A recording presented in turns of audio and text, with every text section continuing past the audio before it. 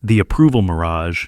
Imagine living in a world where every breath you take, every word you speak, every decision you make is quietly waiting for an approving nod, a smile, a like, a reassuring pat on the back. And without that external signal, you feel hollow, unanchored, like you might simply evaporate. This is the approval mirage, the silent contract you signed, maybe when you were too young to know better, agreeing that your worth would always depend on someone else's applause. It is not simply about wanting to be liked. It is about needing it so badly that your entire identity feels contingent upon it. You cannot separate who you are from what others think you are. Let's take a moment to think about where this begins. A child who grows up in a home where affection is conditional, where love flows only when they achieve or please, quickly learns that identity is a performance. Maybe you brought home a drawing from school and your parent barely glanced at it, or worse, dismissed it. But the next day, you came home with a prize, and suddenly you were met with beaming faces and affection you'd been starving for. Your nervous system recorded that moment. Approval equals safety equals love. And a seed was planted. Your value is negotiable, and someone else holds the scales. This seed grows in ways you don't notice at first.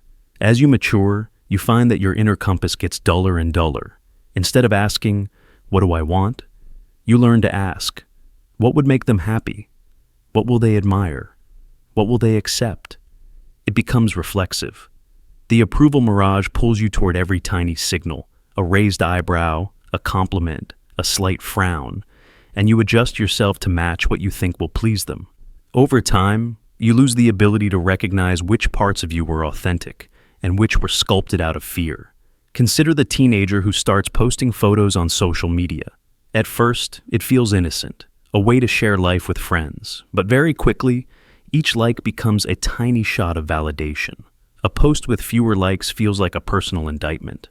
And so, the young person begins to filter their life, to distort reality in search of a more dependable rush of praise. They learn to anticipate the algorithm's taste, to optimize their persona. What started as a simple expression becomes an endless negotiation. What can I show you that you will reward me for? The approval mirage turns everyday moments into auditions. You stop living your life and start performing it. Think of the employee who sits in a meeting and hesitates to share an idea unless they're sure it will be welcomed. They wait for the boss's subtle signs, a nod, an encouraging word, before daring to open their mouth. Even if they do speak, the echo of their own voice feels alien, and they cannot gauge its value until someone else reacts. Imagine the relationships that form under these conditions. You fall in love not with who someone is, but with how they see you. Their approval feels like oxygen, and if it falters, you suffocate. You might stay in situations that harm you because the thought of losing validation is worse than loneliness. You might say yes when you mean no, or no when you mean yes, because your own truth doesn't feel trustworthy without someone else's endorsement. This is how the approval mirage steals your life. It seduces you with comfort and security, but leaves you empty. You become a shapeshifter, a chameleon who never feels solid. Even your victories feel unreal because you don't know whether you pursued them for yourself or to feed the hunger for praise. And the worst part? No amount of external validation can ever fill the gap. The more you get, the more it recedes like water on a hot day, always vanishing before you can drink. Let's go even deeper. Psychological studies have shown that when your sense of self is externally anchored, you experience chronic stress. Your nervous system is perpetually scanning the environment for cues. Is this safe? Is this acceptable? Did I do enough? Researchers call this hypervigilance, a state of constant alertness that eventually exhausts your mind and body. Over time, it can lead to anxiety disorders, depression, burnout. You spend your energy chasing approval instead of creating meaning. Consider how this shows up in everyday life. Maybe you overcommit, afraid to disappoint anyone. You say yes to work you hate, to gatherings that drain you, to obligations that steal your time. Every request becomes a test of worthiness. If I refuse, will they still value me? Will they still love me? And so, you abandon yourself to avoid the threat of disapproval. Perhaps you never even ask yourself what you want. You don't remember how. You only know how to scan for other people's expectations and mold yourself around them. You are a mirror, reflecting their desires back to them.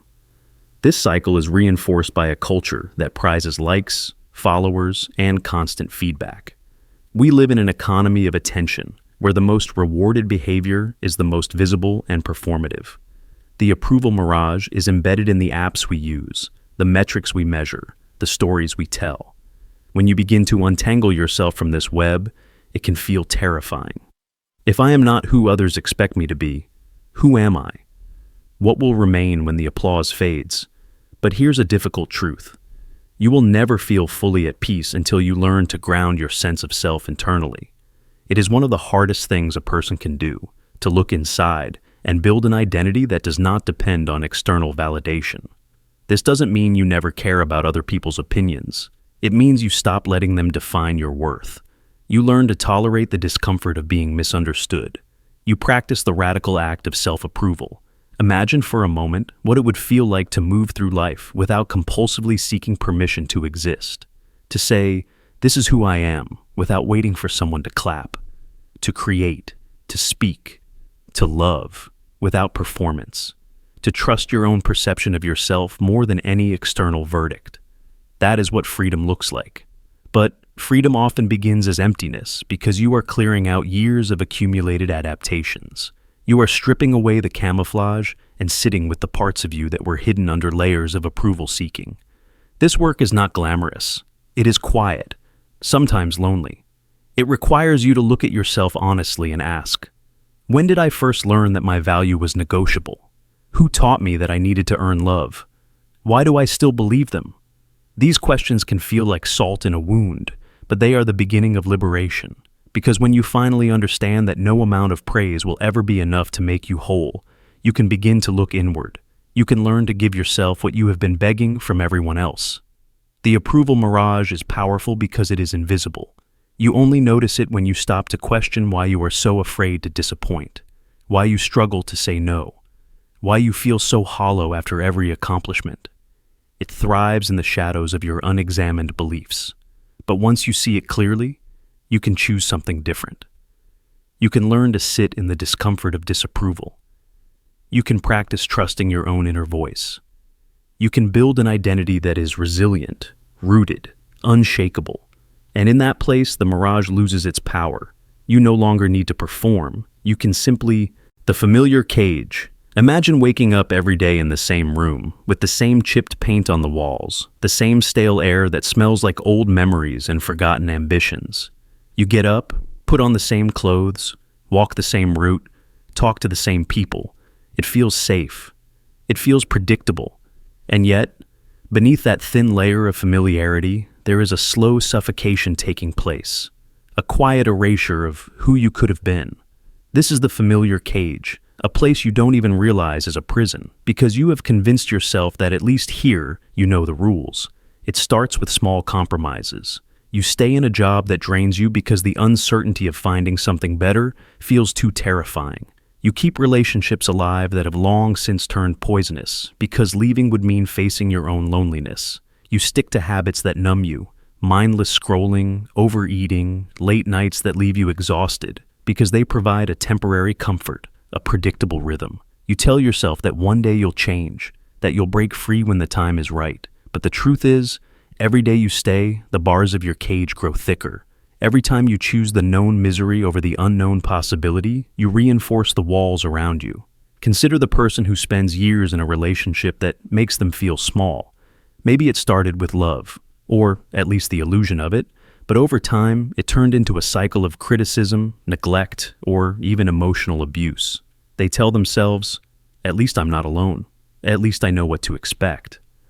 The thought of leaving feels like stepping off a cliff into darkness, so they cling to what they know, even though every day their sense of self deteriorates a little more. And they become a version of themselves that exists only to keep the peace, to avoid rocking the boat, to survive in a space that is slowly killing them. And from the outside, you might wonder, why don't they just leave? But when you're inside the familiar cage, it feels like the only reality you're allowed to have. Or imagine the person who has always dreamed of pursuing something different, art, music, starting their own business. But every time the thought surfaces, it is met with a chorus of old voices. You're not good enough. You'll fail. Who do you think you are to want more? Those voices become part of the walls too, thickening with each year you listen to them. So, instead of trying, you stay with the familiar distractions, the safe routine, the predictability of never risking anything. You trade possibility for certainty, and in that transaction, you lose your aliveness.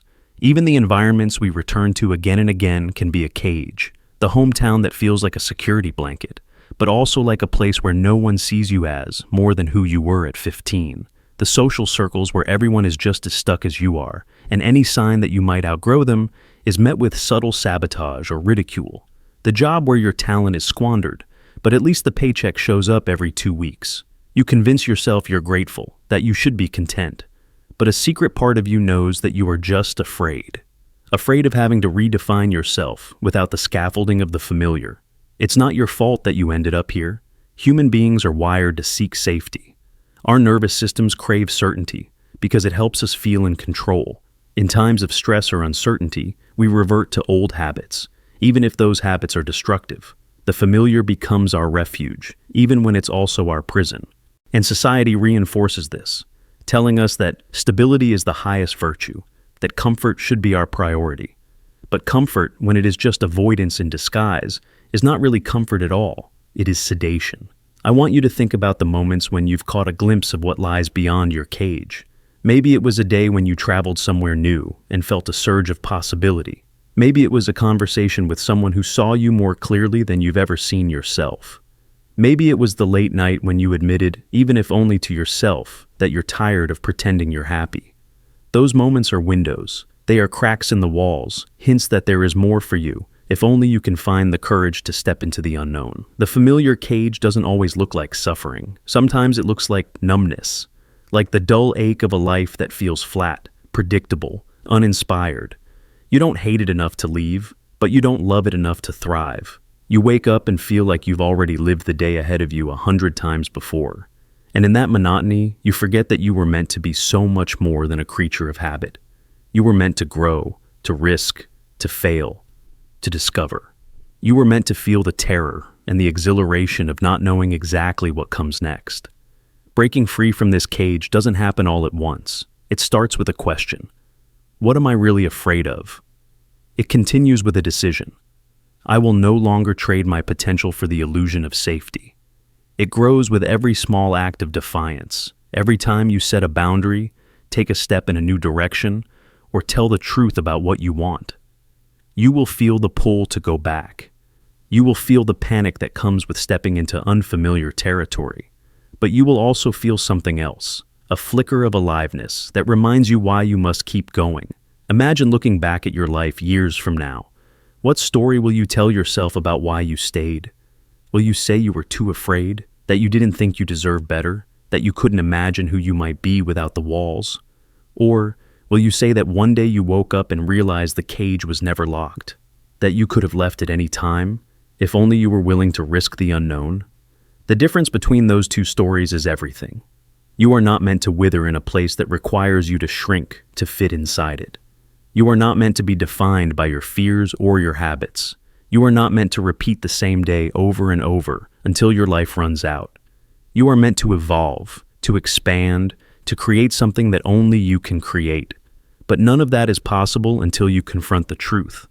That predictability is not the same as safety, and that staying where you are is costing you more than you know.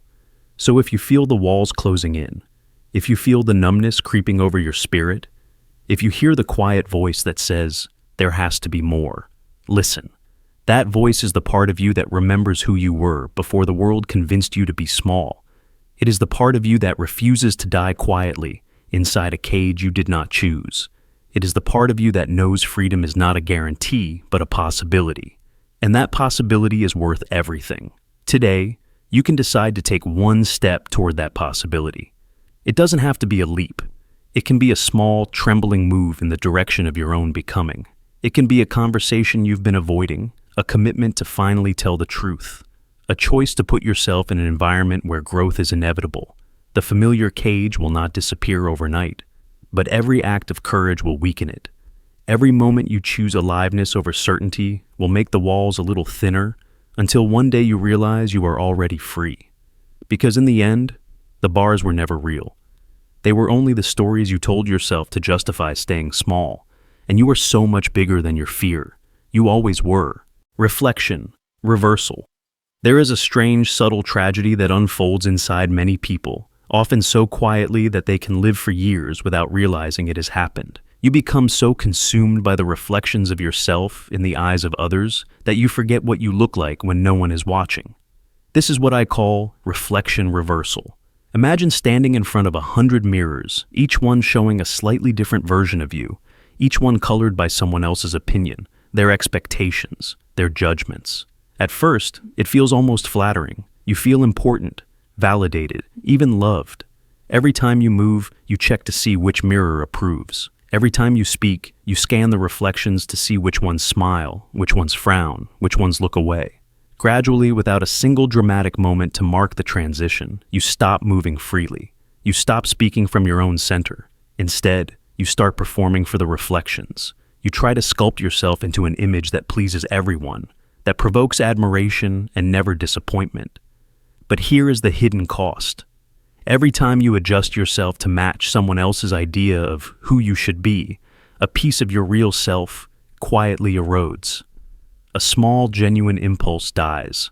A simple truth gets buried. Soon you cannot remember which version of you was real. You become a hollow projection, a kind of echo chamber that plays back whatever sound the crowd wants to hear.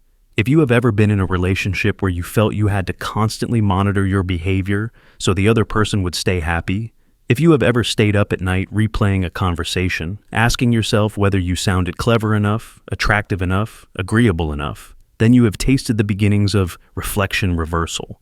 You begin to second-guess every instinct. If you feel joy, you wonder whether it looks ridiculous. If you feel anger, you hesitate to express it, worried it might shatter someone's image of you. If you feel sadness, you disguise it so you don't become a burden. Eventually, you cannot even feel anything fully. Emotions get filtered through the question, how will this look? Who will approve? Who will judge? There is a deeper terror beneath this.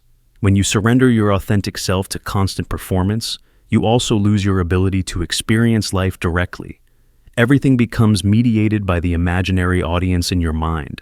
You are never just eating a meal. You are wondering whether the way you eat appears refined. You are never simply walking down a street. You are wondering if you look confident enough. You are never just resting. You are imagining whether someone would see you as lazy. The real tragedy of reflection reversal is that even your private moments are not truly private anymore. You have internalized the gaze of others so completely that there is no refuge from it. Think about the last time you laughed, without worrying whether your laugh sounded weird. Think about the last time you said something purely because you believed it, without any thought of how it would be received. For many people, those moments are shockingly rare. We have been conditioned by social media, by the constant stream of curated images and polished statements, to believe that our worth depends on the approval of an invisible crowd. We measure our value in likes, in followers, in compliments. When this becomes the framework for your identity, the self becomes just another product, packaged, marketed, and sold for the sake of validation. One of the most painful examples I've ever seen was a woman who had built an entire persona around being the perfect friend. She was always available, always agreeable, always eager to be whatever anyone needed. She told me once that she had no idea what her own opinions were anymore. When she was alone, she felt anxious and empty, as if she didn't exist without an audience to reflect her back to herself. Her laughter was real only when someone else approved of it. Her sadness was real only when it inspired sympathy. In time, she began to feel like a ghost haunting her own life. Reflection reversal doesn't happen all at once. It's a slow erosion. You start by adapting a little here, smoothing an edge there, hiding a quirk because someone might not like it. Then you do it again, and again, and again, until the authentic you is buried under layers of performance. Underneath all the applause, the likes, the polite nods of approval, there is a hollow chamber echoing with the question, who am I if no one is looking? It takes courage to begin reclaiming yourself from this hollow projection. You have to be willing to disappoint people, to be misunderstood, to be judged, and even disliked. Because authenticity will never please everyone. But when you reclaim your own voice, your own laughter, your own unfiltered emotions, you discover something you had forgotten, that you are enough even when nobody is watching, that your worth isn't measured by anyone else's reaction. Ask yourself, right now, who are you when there is no mirror? When there is no applause? When there is no one to impress or reassure? What would you say? What would you feel if you knew no one would ever find out? Those answers are the map back to yourself.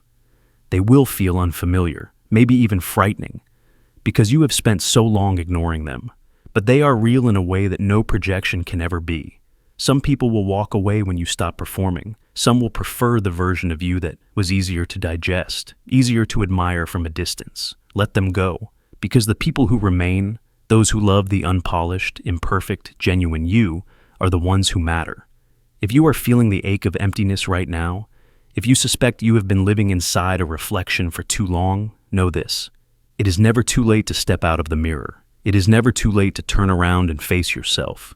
To say, gently but firmly, I will not disappear for the sake of pleasing everyone. I will not become hollow to avoid the risk of rejection.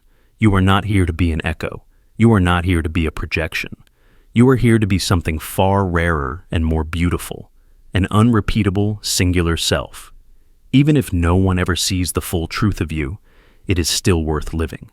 Because in the end, when the applause has faded and the reflections have cracked and fallen away, only one thing will remain. The quiet, undeniable truth of who you really are. And that, finally, is enough. The earned worth trap. Imagine waking up each morning with a hollow ache in your chest, a fear that feels almost like a physical weight pressing against your ribs. Before you even brush your teeth or sip your coffee, your mind is already calculating what you must accomplish today to prove you deserve your place in the world. You don't even question this internal ledger anymore. It's become part of you, an invisible contract you signed long ago without realizing. If you don't perform, produce, achieve, or improve, you're convinced that something terrible will happen. Maybe you'll be forgotten. Maybe you'll become irrelevant. Or maybe the scariest possibility of all, you'll discover you have no worth outside of what you can do for others. This is the earned worth trap. It's an insidious belief that your existence is a debt you have to repay every day. A debt measured in productivity, perfection, and relentless striving. And it doesn't matter how much you've already achieved, a promotion, an award, a diploma, these only buy you a few moments of relief before the anxiety tightens its grip again. Think about how many of us have been conditioned this way, often without any malicious intent from those who raised us. Maybe you had parents who praised your achievements more than your efforts, or who withheld affection until you met their expectations. Maybe you were the kid who brought home straight A's and was rewarded with love and attention, while mistakes or mediocrity brought criticism or coldness. Over time, you began to equate love itself with performance. You learned that being good enough wasn't a given. It was a target you had to keep hitting, and the target kept moving. As an adult, this belief system often feels logical, even noble. You tell yourself that hard work builds character, that excellence is the path to respect, that your ambition is what sets you apart. But under the surface, it's more like a compulsion. You can't relax, you can't celebrate. Even when you have accomplished something extraordinary, you quickly discount it, moving the goalposts so you never actually arrive at the feeling of being enough. Imagine a young professional who gets a promotion after years of late nights and sacrifices. For a brief moment, she feels proud, but almost immediately a voice inside her hisses, "Don't get comfortable. Now they expect even more from you. You'll have to prove you deserve this." So she doubles down, working longer hours, skipping vacations, quietly resenting her colleagues who seem able to stop and breathe.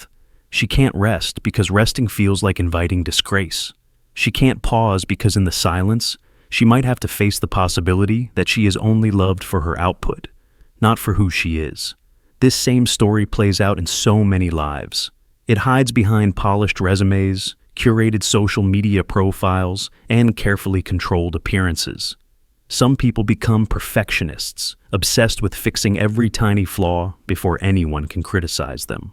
Others become workaholics, treating exhaustion as proof of their value. Some even adopt a martyr's posture, sacrificing their own needs endlessly for others because being needed feels safer than being loved. But here's the most tragic part. No amount of achievement can fill the void that comes from believing your worth must be earned. You will never reach a point where your accomplishments erase that fear, because the fear isn't logical. It's emotional. It was planted in you when you were too young to question it, and it thrives every time you let external validation define your self-respect. Imagine someone standing in a vast field, piling up trophies and certificates in a desperate attempt to build a tower high enough to touch the sky. But the sky keeps receding, no matter how high the tower grows. Eventually, their arms are tired, their spirit is depleted, and they realize the sky isn't something you reach by climbing. It's something that was always there, above you, regardless of what you did to deserve it. It's easy to see this in others, and much harder to see in ourselves. You might believe you're just driven or passionate, and maybe you are. But passion and drive feel different from desperation. Passion energizes you. Desperation drains you. Passion comes from the heart. Desperation comes from fear. The earned worth trap convinces you that if you ever stop proving yourself, people will stop caring. That if you fail or disappoint or show weakness, you will be abandoned. You can even see this dynamic in relationships. Some people become chronic people pleasers, saying yes to everything because they fear that a single no will cost them affection. Others hide their struggles and pretend to be perfect partners, terrified that vulnerability will make them unlovable. And others throw themselves into constant caretaking, believing that if they're indispensable, they can't be left behind. To break this cycle, you have to be willing to look at the original wound. Where did you first learn that love was conditional? Who taught you that you were only safe when you were succeeding? It might have been a parent, a teacher, a caregiver. Sometimes it was a cultural message, a religious belief, or an entire family system built around comparison and hierarchy. Healing starts when you stop measuring your worth by your achievements and start seeing yourself as inherently valuable, not because you are perfect or productive, but because you are alive, because you exist, because your heart beats and your presence matters, even when you have nothing to show for it. This doesn't mean you stop striving for excellence, but it does mean you stop believing that your worth depends on it. Imagine waking up and saying, even if I achieve nothing today, I am still worthy of love. Feel how radical that is, how uncomfortable, how liberating. Some people will resist this idea with every fiber of their being. They'll say, if I stop pushing myself, I'll become lazy or useless. But that's another lie from the earned worth trap. When you operate from self-respect rather than fear, you don't lose your motivation. You simply stop letting fear run your life. You start to act from curiosity, creativity, and love instead of terror. Picture that same young professional deciding to leave work on time, to rest, to take a walk without her phone. At first, her anxiety screams that she's failing. But over time, she discovers that the world doesn't collapse when she steps back, that her colleagues still respect her, that her friends still care, that she is still here and still worthy, without proving anything. This is not a simple switch you flip overnight. It is a process of unlearning, of dismantling decades of conditioning. It takes time, it takes patience, and it takes a willingness to sit with the discomfort of not constantly earning your place. But if you stay committed to that process, something beautiful begins to unfold. You discover that life feels fuller when you are not measuring every moment against some impossible standard. You start to feel real pride in your accomplishments because they are no longer desperate bids for approval. They are expressions of who you are, not proof of your right to exist. And perhaps most importantly, you finally create the space to rest, to breathe, to simply be. And in that stillness, you can feel the truth that was always waiting beneath the noise. You are worthy, not because of what you do, but because of who you are. Even if you don't believe it yet, I hope you'll consider the possibility that you don't have to earn love like a wage, that your worth is not a prize to be won, but a birthright you were given the moment you took your first breath. And maybe, just maybe, you can start to let go of the fear that's been driving you and step into a life that feels like yours again. Perpetual comparison loop. Imagine spending your entire life chasing after milestones that always seem to dissolve the moment you reach them. Picture yourself standing on a mountaintop, only to discover that from this height, the next peak looks higher and more important. That is the essence of the perpetual comparison loop. Every achievement you earn is instantly overshadowed by someone else's brighter, louder, more glamorous success. Your promotion feels hollow because your colleague just launched a startup. Your marathon medal seems trivial because an influencer you follow ran an ultra marathon. You buy a modest home, but scrolling social media shows you others with sprawling estates, renovated kitchens, and gardens that look ripped straight from luxury magazines. No matter what you do, your life never feels like enough. This is a mental prison that few people realize they've locked themselves into. At first, comparison can look like motivation. You see someone thriving and you think, if they can do it, maybe I can too. But soon, the measuring stick extends beyond reach, and you begin to question the worth of everything you've built. Your own progress starts to feel embarrassingly small. It's as if your successes evaporate the instant you measure them against someone else's. The applause you once longed for becomes a muffled echo because you're already worried that the next person will surpass you. Consider how this shows up in daily life. You work tirelessly to get into the college you once dreamed of. But the moment you arrive, you notice classmates with more scholarships, more connections, more confidence. You can't celebrate your acceptance because you're too busy feeling inferior. Or maybe you finally get a job you thought would define your success. But when you meet your new colleagues, you realize some are younger, more accomplished, more articulate. Instead of feeling proud, you spiral into self-doubt. The perpetual comparison loop doesn't end with professional milestones. It seeps into every crevice of your existence. Relationships, appearance, wealth, experiences. You see a happy couple posting photos of tropical vacations and wonder why your love life feels ordinary. You watch a friend's weight loss journey, and suddenly your body feels inadequate. You read about a peer's business earning 6 figures, and your own modest income seems pitiful. It is a relentless cycle of shrinking your joy to fit inside someone else's definition of success. There's a quiet desperation in living like this, because even when you achieve something remarkable, your mind has already found a higher benchmark to hold over your head. You rarely pause to feel gratitude. You rarely let yourself savor the moment. You immediately move the goalpost, telling yourself you'll finally be happy when you outdo the next person, or when your life becomes as perfect as the images you see on your screen. But deep down, you suspect that no matter how high you climb, the summit will always move further away. Psychologists call this phenomenon relative deprivation, the feeling that you're lacking something essential, not because you truly need it, but because someone else has it. Even if your needs are met, you can feel starved for recognition, love, or significance, simply because you believe others are more deserving. This is why social media can feel so corrosive. It bombards you with thousands of curated lives, each one designed to show only the most polished moments. And yet your brain treats these snapshots as reality, proof that you're falling behind. Think about a time you were genuinely excited about something. A personal project, a fitness milestone, an artistic creation. For a fleeting moment, you felt alive, satisfied. Then you stumbled across someone doing the same thing on a larger scale, with more finesse, more resources, more followers. Instantly, your accomplishment seemed amateurish. This is the tragedy of the perpetual comparison loop. It robs you of the ability to be present with your own growth. It teaches you to discount your efforts before you've even absorbed their value. Some people spend their entire lives inside this loop, never realizing how much it costs them.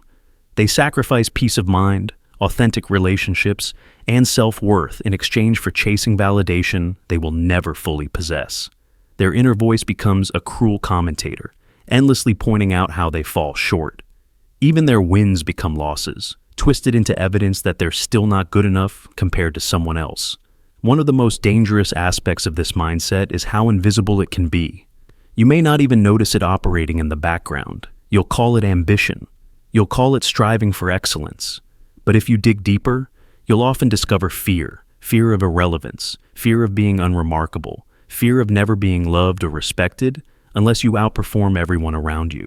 These fears drive you to set ever higher expectations, but they also make every achievement feel incomplete. Imagine being free of this mental torture.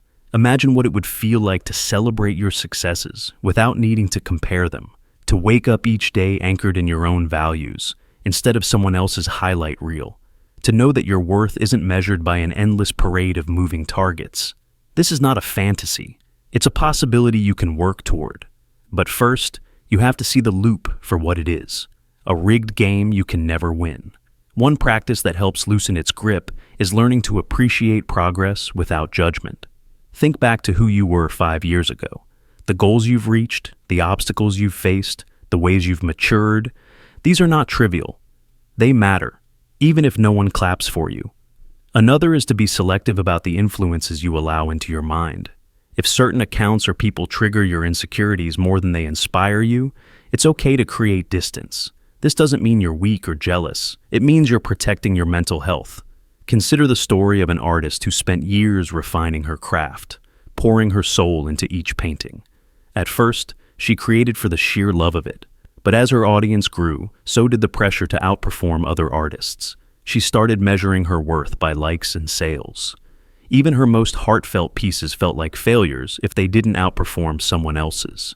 She eventually burned out. Only after stepping away did she rediscover the joy that comparison had stolen. There is no finish line in the perpetual comparison loop. No moment when you will finally feel like enough if you keep measuring your worth externally. The only way to escape is to recognize that these benchmarks are illusions, shifting standards that will never grant you lasting peace. Your value is inherent, not conditional. You are allowed to be proud of your journey even if no one else notices. You are allowed to define success in your own language. So the next time you feel yourself sinking into the quicksand of comparison, pause. Breathe. Remember that the path you're on is yours alone. No one else can walk it, and no one else can take away the meaning it holds. You don't have to keep chasing a mirage that will only retreat.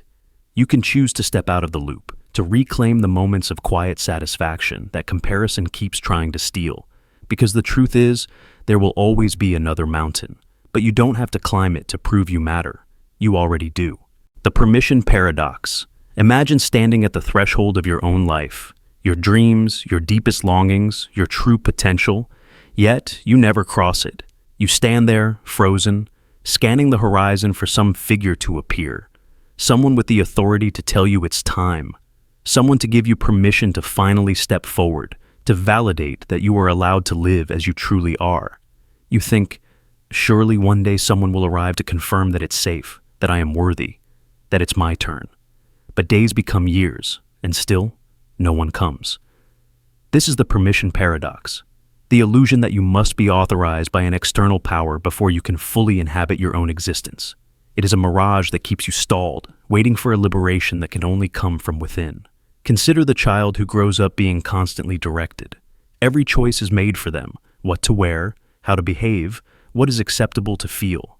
Their natural impulses are often corrected, shamed, or dismissed.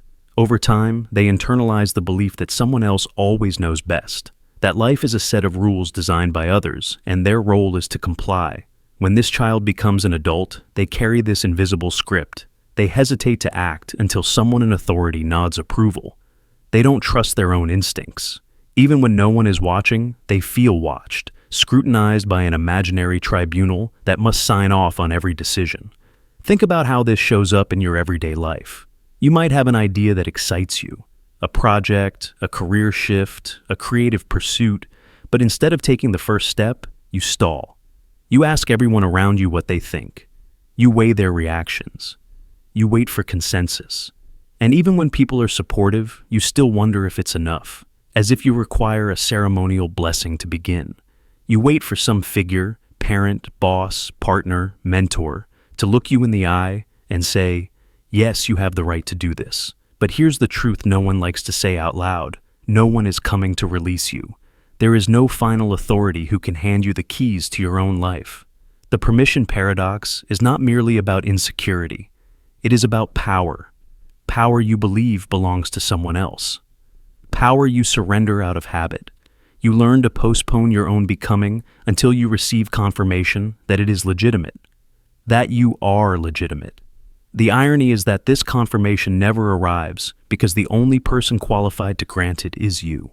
And yet you distrust your own authority so completely that you'd rather remain stuck than risk self-authorization.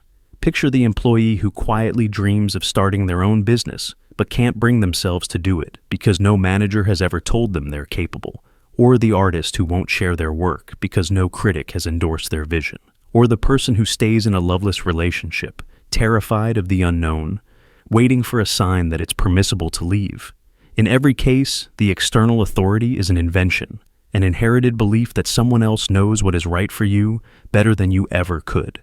This is how the permission paradox steals your life in tiny increments. You forfeit your own agency bit by bit, trading it for the illusion of safety. You imagine that once you are endorsed, approved, or certified by others, you'll finally feel confident. But the reality is that confidence does not trickle down from the top. It rises from within when you take ownership of your decisions, even when they are imperfect, even when no one claps for you. Consider how this paradox is reinforced by our culture. We grow up in systems, schools, workplaces, religious institutions, where authority is externalized. Success is measured by credentials, titles, and ranks. You are taught that before you can act, you must first be qualified, be chosen, be authorized. And while some of this is necessary for the functioning of society, it becomes a problem when you internalize it as a universal truth. I must always wait for permission. You forget that life itself never requires your credentials, that you are already worthy of participating, experimenting, creating, without needing to be crowned first. Imagine a person standing before a locked gate, clutching a key they don't realize is in their own pocket. They wait for years, certain that a gatekeeper must appear to unlock it. They blame their stagnation on the missing authority figure, never questioning whether the gate was ever locked at all. That's how the permission paradox works. It is the ultimate deferral strategy, an elegant way to avoid responsibility by pretending you are not yet allowed to act. You might be wondering why this pattern is so hard to break. Part of the reason is fear. When you act without explicit permission, you are exposed. You risk disapproval, failure, rejection. You are forced to own the consequences of your choices. And if you have spent a lifetime outsourcing your authority, this level of ownership feels unbearable. But there is also something else, a hidden hope that one day the right person will see you, understand you, and absolve you of self-doubt, that their validation will finally make you feel whole. This hope is seductive and tragically futile, because no amount of external endorsement can ever substitute for self-trust. Let's look at an example. Suppose you want to write a book. You have the idea, the desire, the passion, but you wait. You tell yourself you need more education, more encouragement, more credentials. You imagine that if you enroll in the right program or impress the right person, you will be granted the authority to write. Years pass, the idea dims, the passion fades. What really happened was never about readiness. It was about permission. The saddest part is that you were qualified the moment you decided you wanted to do it. You were always qualified because no one but you can declare you ready to live your own story. Breaking the permission paradox requires a radical act of self-authorization. It means recognizing that you will never feel fully prepared. You will never feel fully endorsed, and you don't need to be. You can begin without anyone's approval. You can leave the job, start the project, end the relationship, or reinvent yourself, without waiting for the imaginary figure who never arrives. You can look at your own reflection and say, I permit myself. That is the only liberation that lasts. You will still feel afraid. You will still question yourself. But there is a profound difference between fear that comes from self-doubt and fear that comes from self-direction. The first keeps you small. The second is a sign that you are finally alive on your own terms. So today, consider the possibility that you already hold the key, that no one is coming to release you because you were never truly imprisoned. The gate was always open. The only thing left is to step through it. The scarcity spell. You have been living under a spell so subtle you may not even know it's there. A spell that twists your perception, shrinks your vision, and convinces you that there will never be enough. Not enough love, not enough time, not enough opportunity. This is the scarcity spell. It weaves itself into your thoughts until you mistake its voice for your own. And before you can even imagine abundance, you sabotage any fragile shoot of possibility before it has a chance to grow. It begins in the quiet moments, in the way you talk to yourself. You tell yourself that the love you crave is always just out of reach, that people don't really stay, that no one could ever choose you for the long haul. You say there isn't enough time to pursue what you love, to rest, to start over. You believe that success belongs to others, people born with better circumstances, more talent, more luck, and that there is no point in trying because the resources you need are in limited supply. You don't question these beliefs because they feel familiar. They feel safe in their predictability. But they are the bars of a prison you carry with you wherever you go. Imagine a child who grows up hearing that money is always tight, that there isn't enough to waste, that dreams are luxuries other people can afford. That child learns to see the world through a lens of lack. Even when they grow up and start earning their own money, the old fear doesn't leave them. They hoard every penny, terrified of losing it all. And sometimes, in a cruel twist, they end up sabotaging their own finances, unconsciously creating the very scarcity they fear. They never feel safe, even when their bank account says they should. Or think about the person who has been hurt in love. They carry a wound that tells them affection is a finite resource, something you have to ration carefully so you don't run out. So, they pull back the moment they feel too vulnerable, too invested. They don't show up fully in their relationships because they are saving themselves from the inevitable heartbreak they believe is coming. And in doing so, they create the very loneliness they dread. The scarcity spell is self-fulfilling. You expect loss, so you behave in ways that guarantee it. The same thing happens with time. You tell yourself you're too old, too late, that the window of opportunity has already closed. So you stop before you begin. You never apply for the position you want because you assume it's too competitive. You never write the book, start the business, learn the instrument. You convince yourself you don't have enough time to learn, when in reality, you have the same hours as everyone else. And so, the years pass. And every time you think about trying again, the voice in your head whispers that it's even later now, even more impossible. Scarcity is a trick of the mind. It makes you believe that life is a zero-sum game, that if someone else has something, there's less for you. If your friend succeeds, it means your chances shrink. If someone loves another person, it means there's less love left over for you. This is the lie that keeps you small and bitter, silently tallying what everyone else has and wondering why you can't seem to find your share. But the truth is, the universe doesn't operate on a finite ledger of worthiness. Love is not a limited substance that evaporates if too many people access it. Success is not a pie with only so many slices. Time is not a fixed sentence of futility. The scarcity spell only feels true because you've repeated it so often, it has become a script you don't realize you're reading from. There are people who have lived through unimaginable poverty and still developed a mindset of abundance. There are people who have been betrayed and abandoned and still learn to love again without reservation. There are people who started over at 60 or 70 and discovered that it was never too late to become who they were meant to be. The difference is not luck or circumstance. It's the willingness to challenge the scarcity spell and see it for what it is. A lie designed to keep you from trying. Think about the opportunities you've let pass because you were convinced there wasn't enough.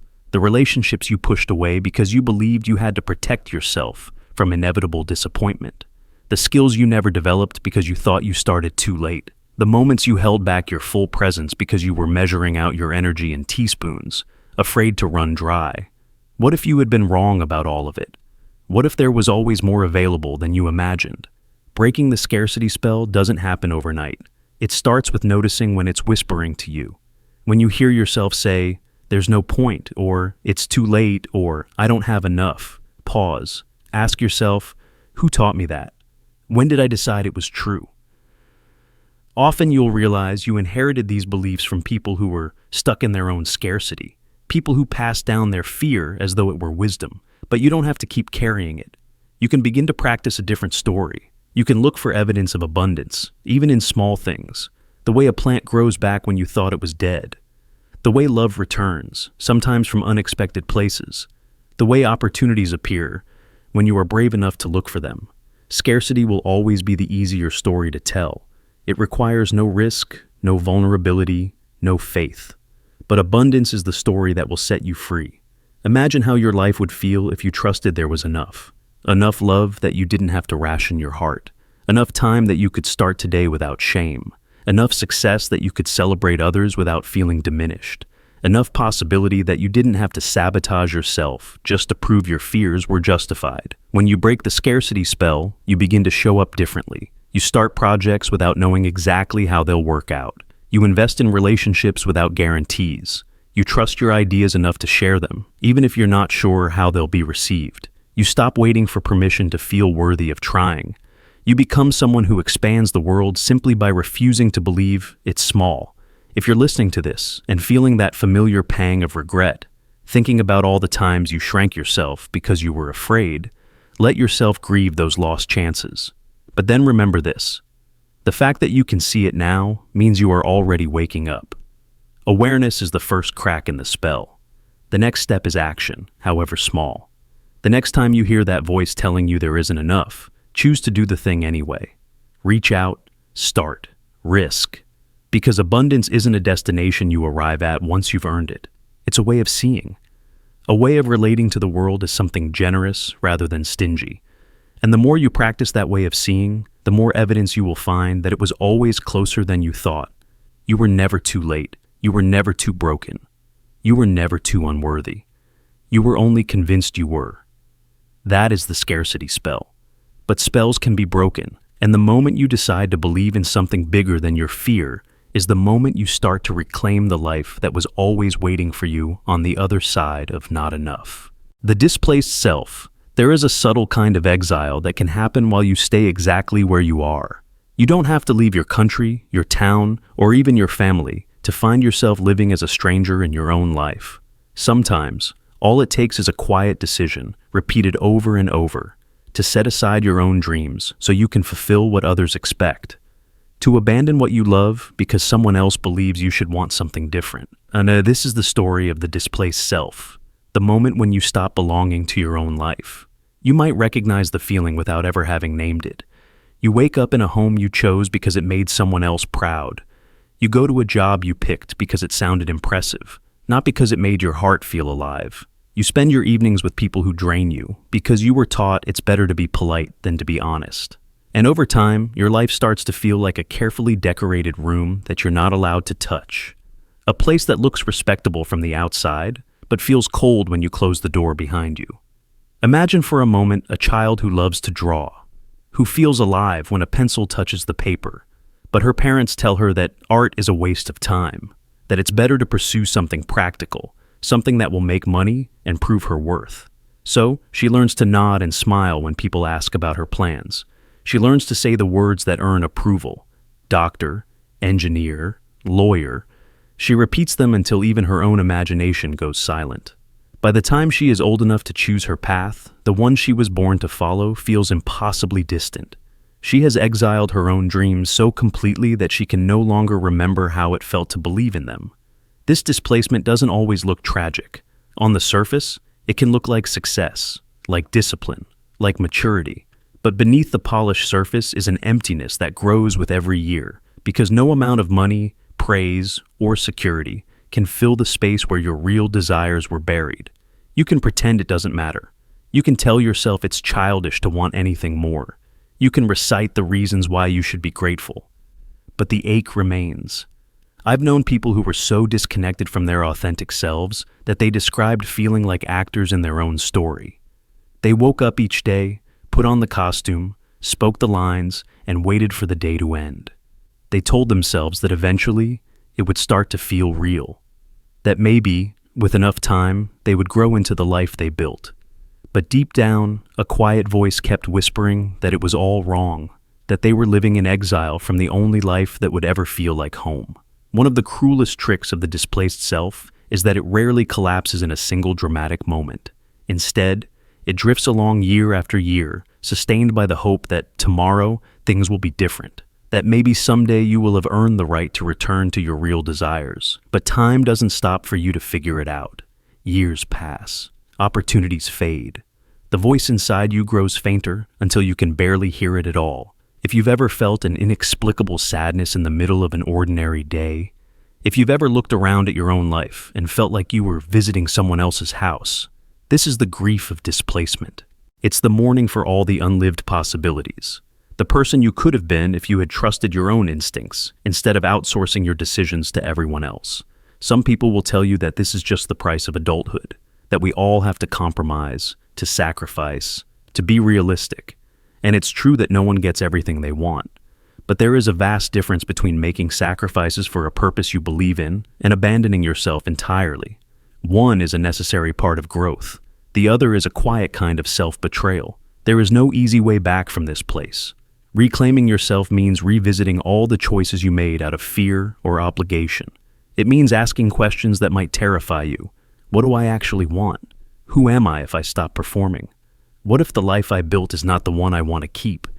These questions can feel like earthquakes. They threaten the stability you've worked so hard to maintain. But the truth is, that stability was never real. It was a fragile truce between your deepest self and the expectations you adopted as your own. If you want to come home to yourself, you will have to risk disappointing people. You will have to accept that some relationships were built on the version of you that never truly existed. You will have to mourn the time you lost and forgive yourself for all the ways you went missing in your own story. And yet, there is also an extraordinary beauty in this process, because when you start to reclaim your dreams, even in small, hesitant steps, you begin to feel alive again. The colors return. The voice inside you grows stronger. You remember what it feels like to belong to yourself. Ask yourself, honestly and without judgment, what part of your life feels foreign to you? Where have you settled for what was expected instead of what you longed for? What would happen if you gave yourself permission to want something more? There are no guarantees that this journey will be easy. People may not understand. They may call you selfish or ungrateful or reckless, but remember this: no one else has to live your life for you. No one else will carry the regret of all the unlived days. That burden belongs to you alone. You are not here to be a mirror for other people's ambitions. You are not here to be the safe, predictable choice. You are here to explore the territory of your own desires, to build a life that feels like home from the inside out, even if no one else approves of it. It is never too late to call back the parts of yourself you abandoned. It is never too late to look at the map you were given and decide to chart your own path. You can start small. A single decision that feels true, a single moment of honesty, a single hour spent doing something you love without apology. In time, those small acts will become the foundation of a new life, one that feels familiar because it finally belongs to you. Even if you have spent years exiled from your own heart, know this: you can come back, you can come home, and when you do, you will discover that nothing you truly loved was ever lost. It was waiting for you, patient and unbroken, just beyond the borders of your fear, the broken compass. You start out in life with a compass inside you. This compass is your intuition, the quiet sense that tells you when something feels right or wrong, when to move towards something or away. As children, we're deeply attuned to it. We know instinctively when someone is safe, when something excites us, when we feel out of place. But over time, that compass gets buried under layers of other people's expectations, cultural messages, and fears we inherit without questioning. Maybe you were taught to ignore the tightness in your chest when you agreed to something you didn't want. Maybe you were told to smile and comply even when your gut whispered no. Little by little, you learned that your own signals were untrustworthy, inconvenient, or wrong. And so, you started to override them, to silence them, to act as if they weren't there. At first, this feels like a small sacrifice. You think, I'll just compromise this one time, or I'll just do what they expect so they'll approve of me. But each time you betray your intuition, you drift a little further from yourself. One day you wake up, look around, and realize you have no idea why you're in this job, this relationship, this version of your life. You can't even remember what you wanted. Your compass is still there, but it's buried under so many false directions that you can't feel it anymore. You've become a person who moves only by borrowed maps, trying to get to destinations that never mattered to you. Imagine someone walking across a desert with a compass they no longer believe in. So they start asking every passerby which way to go. Each person points in a different direction, convinced their way is correct. Out of fear and confusion, the traveler follows whoever seems most certain. And eventually, they're so lost, they don't remember where they started or where they were headed. This is what happens when you abandon your intuition for too long. You become a collector of other people's convictions. You spend years chasing goals that don't satisfy you, pleasing people who never see the real you, sacrificing your peace for approval that evaporates the moment you earn it. The tragedy is that your intuition didn't disappear. It just went silent because you stopped listening. Even when you sense its faint whisper, you doubt it, second-guessing every impulse. When you've ignored your inner voice long enough, you start to feel hollow, as if you're living a life that belongs to someone else. You might find yourself saying, "I don't even know who I am anymore." And in truth, you don't, because you stopped consulting the only voice that could have guided you back to yourself. Reconnecting with your intuition is not about learning something new. It's about remembering what you once trusted. It's about peeling away the noise so you can hear the signals again. That might look like sitting in silence without distraction until you notice how your body feels when you think about a decision. It might look like paying attention to the subtle pull towards something, the flicker of interest you can't explain.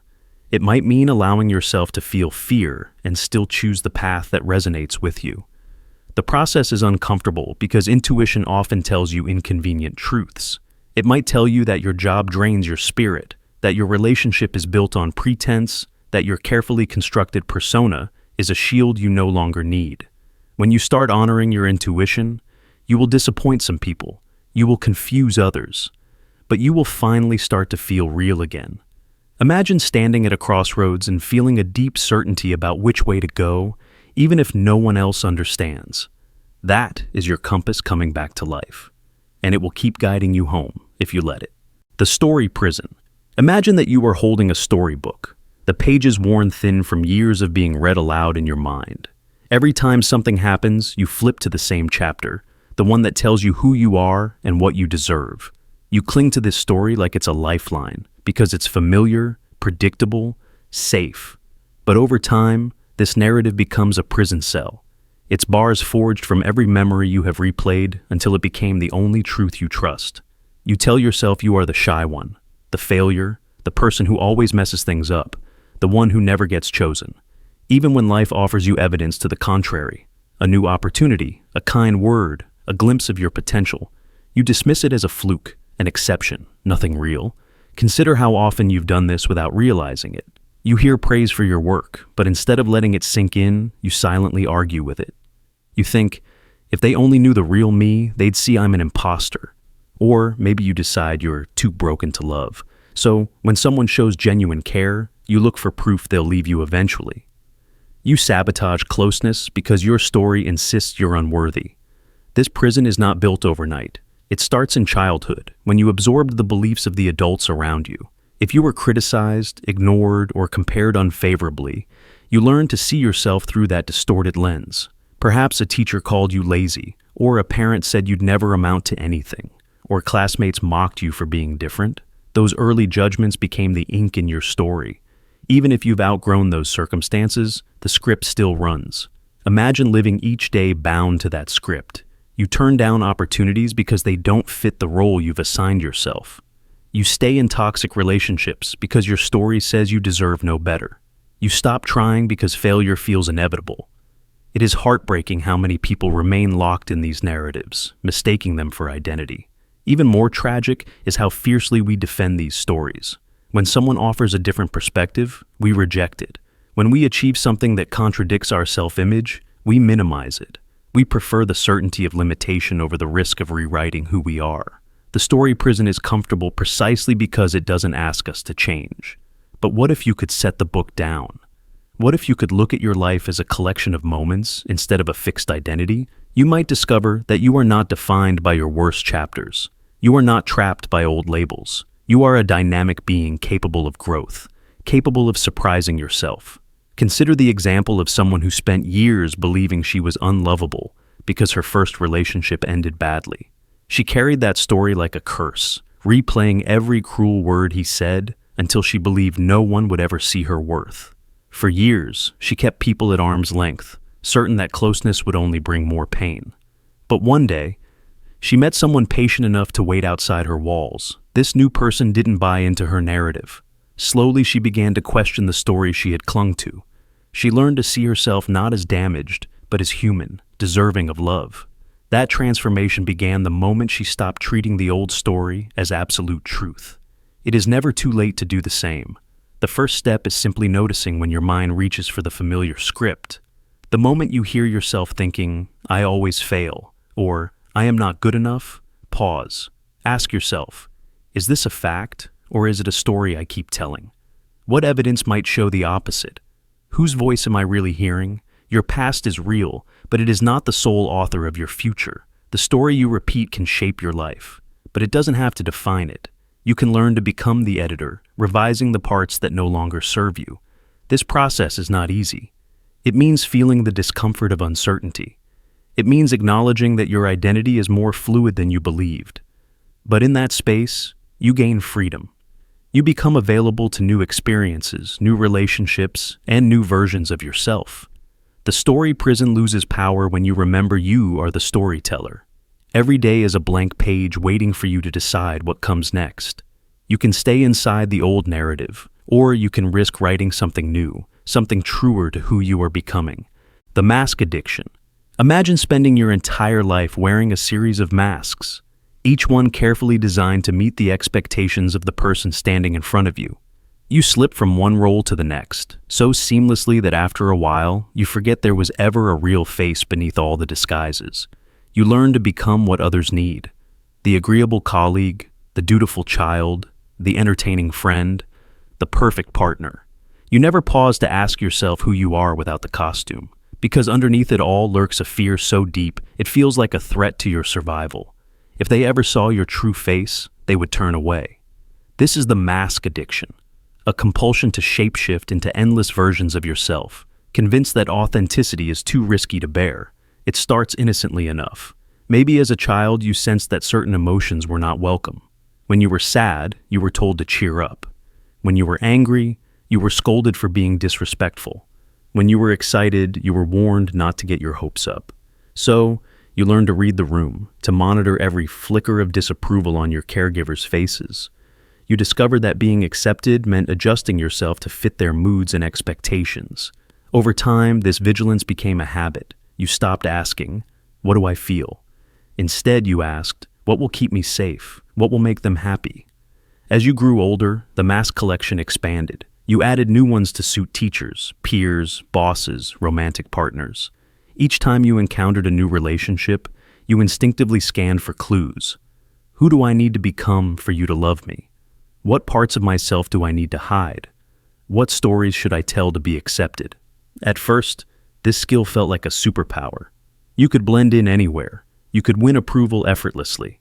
But gradually, you began to pay the price. Because every time you wore a mask, you made a silent trade. Acceptance in exchange for authenticity. Connection in exchange for truth. Belonging in exchange for the loss of your own identity. The mask. Addiction is seductive precisely because it works so well in the short term. You do get the approval, the praise, the invitations. People like you, but they don't really know you. They love the character you play. And every time someone admires that character, you feel a pang of grief. Because you know that admiration isn't meant for you. It's meant for the version of you they see. And if they could see behind the mask, you fear their affection would disappear. Think about how this shows up in daily life. Imagine you're at work, and you disagree with your team's direction on a project. Instead of speaking up, you nod along, afraid of being seen as difficult. Or maybe you're in a relationship and you pretend to share your partner's interests to avoid conflict. Perhaps you laugh at jokes you don't find funny or pretend to be okay when you're actually hurting. You become a master at suppressing your reactions, editing your words, and calibrating your behavior. At some point, you forget what it feels like to respond spontaneously. Your entire existence becomes a performance. This is the cost of the mask addiction. Your sense of self begins to erode. You start to wonder if you even have a true face left under all the disguises. When people ask you simple questions, what do you want? What do you believe? What do you feel? You hesitate because you're not sure anymore. Your identity has been outsourced to the audience you're trying to please. And the more you perform, the more you reinforce the belief that your unfiltered self is unworthy. It's important to understand that this pattern is not about lying or being fake in a malicious sense. It's about survival. At some point, you concluded that authenticity was dangerous, that if you dared to reveal your true feelings, needs, or flaws, you would be judged, abandoned, or humiliated. So you made the only choice that felt safe. You buried your real self and became an expert at reading other people's cues. You built an identity out of what others wanted to see. The problem is that this strategy eventually becomes a prison. No matter how much external validation you collect, it can never satisfy the part of you that longs to be seen as you really are. Think about the emotional exhaustion that comes from constantly monitoring your performance. Every social interaction feels like an audition. Every relationship feels like a test. You replay conversations in your mind, wondering if you said the right thing or maintained the right image. You measure your worth by the reactions you get.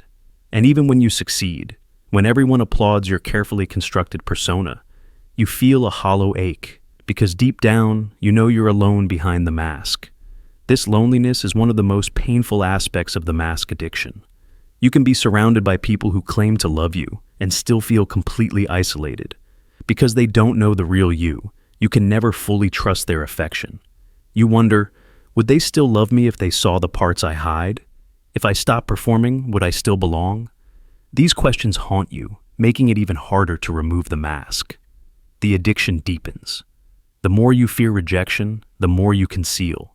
The more you conceal, the more disconnected you feel, and so the cycle repeats, breaking free from the mask. Addiction is not as simple as deciding to just be yourself.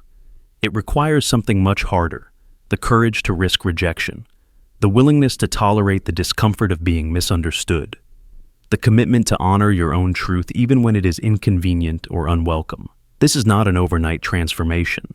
It is a slow process of learning to trust that your unpolished, imperfect self is worthy of love and respect. Imagine what it would feel like to enter a room without scanning for clues about who you should become, to speak without rehearsing, to feel without editing, to show up as you are, even if it means not everyone will approve. That is the freedom on the other side of the addiction. But freedom always comes with a price: the loss of certainty, the loss of guaranteed acceptance, the loss of the protective armor you have worn for so long. When you first start removing your masks, it can feel terrifying. You will be tempted to put them back on the moment you sense disapproval. But every time you resist that impulse, you reclaim a piece of your true self. You begin to discover who you are underneath the performance, and you learn an astonishing truth: that the love and connection you long for cannot reach you as long as you are hiding. That real belonging only becomes possible when you are willing to be fully seen. It is one of the hardest lessons of a lifetime, to realize that you never needed to be anything other than what you are, that the people who are meant for you will not require a performance, that your worth does not depend on your ability to entertain, please, or impress, and that your true face, no matter how vulnerable it feels, is the only thing that can ever set you free. The inherited fear. You may think the fears that shape your life began with you, that the anxiety that tugs at your chest, the suspicion you feel around others, the constant readiness for something to go wrong, were all born in your own experiences. But what if I told you some of those fears were planted long before you were born, passed down like heirlooms, coded into your nervous system by people who never meant to leave you burdened with their terrors? This is the inheritance you didn't ask for, the unspoken legacy of fear. Picture a child growing up in a house where survival was never guaranteed. Maybe it was poverty. Maybe it was violence. Maybe it was simply the chronic stress of never feeling safe. That child learned to scan every moment for danger, to interpret silence as threat, to expect disappointment around every corner. And when that child became a parent, they couldn't help but pass on their vigilance, their hyper-awareness, their dread. Even if the circumstances changed, if life became stable and peaceful, the fear remained, alive in the rituals and habits that no one ever questioned. You don't have to be told directly to inherit fear. Sometimes it seeps in through the spaces between words, in the way your mother's voice tightened when she talked about trusting other people, in the way your father flinched at sudden sounds, in the stories whispered about betrayal, loss, and catastrophe. You absorbed those cues long before you had language to name them. Your body learned that the world was not safe, even if no one said it out loud. And so, you grow up responding to threats you've never actually faced. You avoid risks because your ancestors were punished for daring to hope. You keep people at arm's length because somewhere in your lineage, love was always conditional. You deny yourself pleasure because joy once came with consequences. You think these reflexes belong to you, that they are evidence of your own weakness, but they are just echoes, ancient alarms that have been sounding for generations. Think about how many times you have felt irrational fear and tried to logic your way out of it. You told yourself there was no real danger, that you were safe, that nothing terrible was happening. But your body didn't listen. Your heart raced, your stomach clenched, your mind replayed worst-case scenarios. This is the power of inherited fear. It doesn't care about the facts. It cares about survival. It wants to keep you small because small feels safer. It wants to keep you hidden because exposure was once a death sentence for someone you came from. You may have learned to cope by controlling everything you can, by staying vigilant, by preparing for disaster, by never letting your guard down. This control gives you a fragile sense of security, but it also robs you of the possibility of trust.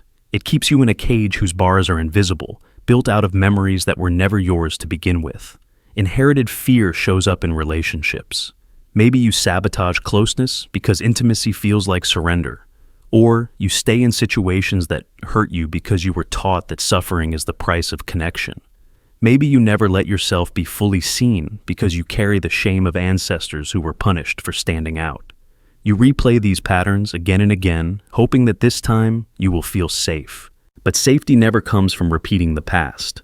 It comes from understanding it, from honoring where it came from, and from choosing not to let it define you. It also shows up in your ambitions. You hesitate to take risks because you are haunted by the fear of failure that once meant ruin for your family. You downplay your talents because standing out once made your people a target. You limit your dreams to what feels practical because somewhere in your lineage, someone's hopes were crushed, and the lesson was clear. Never reach too high. Never want too much. This fear can even live in your body. Tension that never leaves your shoulders. A stomach that tightens before you've even decided you're afraid. Sleepless nights that feel unearned because nothing is really wrong, but everything feels dangerous anyway. You might think you are broken. You are not broken. You are carrying a survival strategy that outlived its usefulness. There is no shame in this inheritance. Your ancestors survived what they did because they learned to be afraid. That vigilance kept them alive. That caution protected them. You are here because someone before you was careful, watchful, prepared.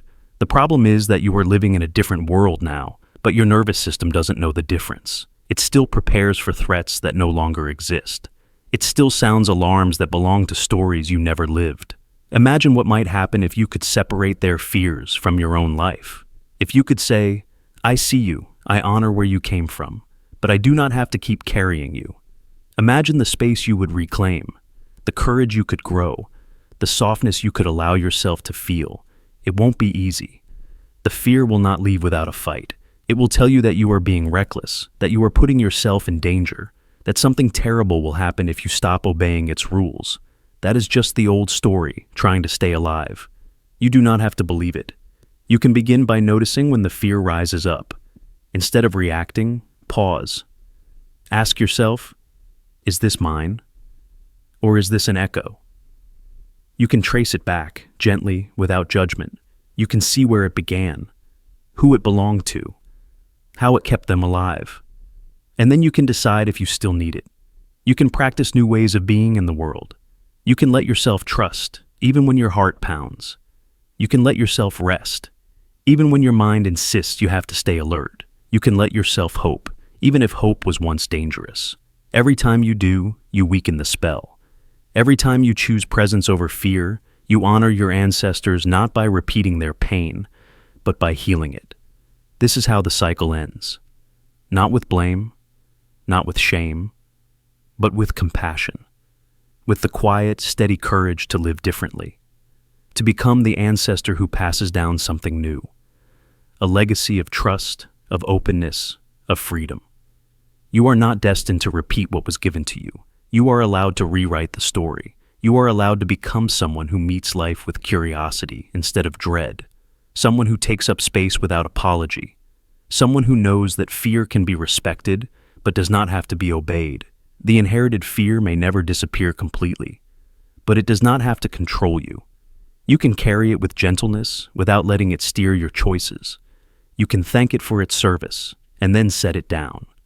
Because your life is bigger than the fears you inherited. Your purpose is greater than their shadows. And every time you choose to walk forward, even with trembling steps, you prove that it is possible to live beyond the story of survival. You prove that you are free. The instant doubt reflex. There is a peculiar cruelty many people carry inside themselves, a reflex so quick and automatic that it feels like truth. The moment a flicker of confidence appears, it is extinguished by a voice that sounds familiar, even wise. You might think of it as humility. You might tell yourself you are simply being realistic, that you are guarding against arrogance. But in reality, it is a self-sabotaging instinct that denies you any moment of genuine self-belief. This is the instant doubt reflex, the habit of crushing your own spirit before it has a chance to stand. Imagine this scenario. You do something well, a project at work, a conversation that goes better than you hoped, a small act of courage. For a moment, you feel a glow of pride. You sense that you have done something meaningful. But before you can take a breath to appreciate it, the reflex snaps into place. You hear the voice, sometimes soft, sometimes harsh, saying, "It wasn't that impressive," or "You're probably just lucky," or "Anyone could have done that." And just like that, the moment is gone. The pride evaporates, replaced by a dull ache of self-reproach. You tell yourself you are just being honest. You convince yourself that this is what keeps you grounded. But the truth is that you have trained your mind to distrust every sign of your own worth. Somewhere along the way, you learn that it is safer to doubt yourself first, before anyone else has the chance to. Maybe you were taught that confident people are arrogant. Maybe you were shamed for celebrating your accomplishments. Maybe you were afraid that if you believed in yourself, you would be exposed as a fraud. And so, you built a system of internal checks to keep yourself small. A system that punishes hope before it can take root. This reflex does not only steal your confidence, it also erodes your sense of reality. Because the voice of instant doubt is not actually honest, it is distorted. It is the echo of every criticism you have ever internalized, amplified into a universal law. It tells you that you are never enough, no matter what you do. That any moment of pride is evidence you are delusional. That every success must be qualified, minimized, or dismissed. If you pay attention, you will see how quickly this reflex operates. Before you even finish a thought, it's there to contradict you. If you think, "I did something good," the reflex says, "It wasn't that good." If you think, "I'm proud of this," the reflex says, "Don't get ahead of yourself." If you think, "I am capable," the reflex says, "Prove it," again. And so, you remain locked in a loop, striving endlessly, never allowing yourself to rest in any sense of accomplishment. You become addicted to chasing approval because you never permit yourself to give it to yourself. I have seen this in people who are outwardly successful by every measure, people whose talents are obvious, whose contributions are real. But inside, they are haunted by the constant suspicion that none of it counts. That if anyone really knew them, they would see the truth, that they are unworthy. This is the hidden damage of the instant doubt reflex. It keeps you from inhabiting your own life fully. It convinces you that you are an imposter in your own story. Think about a time when you tried to celebrate something you achieved. Maybe you tried to tell someone about it. Maybe you even allowed yourself a moment of pride. And then, as soon as the words left your mouth or the feeling settled in your chest, the reflex leapt up to scold you, to remind you that you are not special, to accuse you of arrogance. That is how it works, swift, merciless, familiar. But here is the truth. Doubt is not always honest. Self-criticism is not always wise. Sometimes it is just fear in disguise, fear of being vulnerable enough to believe in yourself, fear of failing after you dared to hope, fear of being judged for thinking you mattered. You do not have to keep living this way. You can learn to interrupt the reflex, to question the automatic voice that dismisses your worth. When you accomplish something, no matter how small, practice pausing before the reflex speaks. Practice naming what you did well without immediately adding a disclaimer. Practice holding your success in your hands without shrinking from it. It will feel uncomfortable. You will be tempted to retreat into familiar self-criticism because it feels safer there. You will worry that if you don't doubt yourself constantly, you will become arrogant or lazy or blind to your flaws. But humility does not mean denying your gifts. Real humility is recognizing your strengths without needing to inflate or erase them. It is the quiet confidence of knowing you are enough, exactly as you are. Ask yourself, what would happen if you believed, just for a moment, that you are capable, that your accomplishments matter, that your efforts deserve acknowledgement, not constant suspicion? What would change if you trusted your own perception instead of deferring to the internal critic? You are not obligated to keep punishing yourself for being human. You are not required to discount everything you do well. You have permission to feel proud of yourself. You have permission to rest in the knowledge that you are enough, without qualification. The next time the reflex tries to drown your spark of confidence, pause, notice it. Name it for what it is, a habit, not a truth. You don't have to obey it. You can choose moment by moment to speak to yourself with the same kindness you offer to others. You deserve to inhabit your life fully, to stand in your own light without apology. You deserve to celebrate what you've built, what you've survived, what you've created. Even if no one else understands, even if the old reflex tries to shame you back into doubt, you can choose a different response. Because in the end, this is your life, your story, your one brief chance to exist in this world. Don't spend it convincing yourself you are unworthy of your own respect. Don't waste it exiling your own joy. You are here to become the person you were meant to be, not a perpetual critic, but a witness to your own quiet, undeniable worth. The despair default. You wake up and before you even open your eyes, a familiar heaviness settles over you. It's as if your mind has already decided that nothing good can happen today. Even before you try, you expect failure. Even before you hope, you expect disappointment. This is the despair default, the reflex to assume the worst, so you won't be surprised when things go wrong. You tell yourself it's realism, that optimism is a foolish risk. But in truth, it's a defense. It's a way of feeling in control in a world that has often felt unpredictable and cruel. You preemptively despair because hope feels dangerous. It feels like setting yourself up to be shattered. Somewhere in your past, you learned that every time you let yourself believe in something, you were met with pain. Maybe it was a childhood where promises were broken. Maybe it was a time you dared to dream, only to have everything collapse. And so, you began to treat hope like a liability. If you never expect anything good, you can't be disappointed when nothing good arrives. This mindset convinces you that you are protecting yourself, that if you stay low to the ground, life can't knock you down any further. But the price is steep. You stop taking chances. You stop reaching out. You stop imagining that things could ever be different. You become someone who sits behind a wall of cynicism, mistaking it for wisdom. Imagine a person sitting in a dark room with the curtains drawn, convinced that outside is only a storm. Even when the sun shines, they refuse to look because the darkness feels safer. This is what happens when despair becomes your default. You stop believing in your own power to create change. You tell yourself that nothing matters, that effort is pointless, that all roads lead to the same dead end. But underneath that certainty is a hidden longing, a small voice that still wants to be proven wrong. The tragedy is that you will never hear that voice if you keep drowning it in pessimism. You will never see the opportunities if you insist on predicting catastrophe. Some people call this being jaded or realistic, but often it's just unhealed grief. Grief for all the times you hoped and were hurt. Grief for the versions of you that believed in something better. To heal from the despair default, you have to be willing to risk hope again. You have to let yourself imagine that maybe, just maybe, things could be different. You don't have to become blindly optimistic, but you do have to stop treating every possibility as a threat. Because when you preemptively despair, you rob yourself of joy before life ever has a chance to deliver it. Imagine standing in a garden and refusing to plant seeds because you are certain nothing will grow. In the end, your certainty becomes a self-fulfilling prophecy. Nothing grows because you never even tried. Hope is not naive. It is an act of courage. It is the decision to believe that your efforts matter, that the future can hold something better than the past. It is the willingness to be vulnerable, to risk disappointment, to stand up and say, I still care. You might think that despair keeps you safe, but it only keeps you small. It only keeps you from discovering what you are capable of. If you can begin to soften, to let a crack of light into the room you've kept shuttered for so long, you might find that hope was never your enemy. It was your birthright. It was the part of you that always knew life could be more than survival.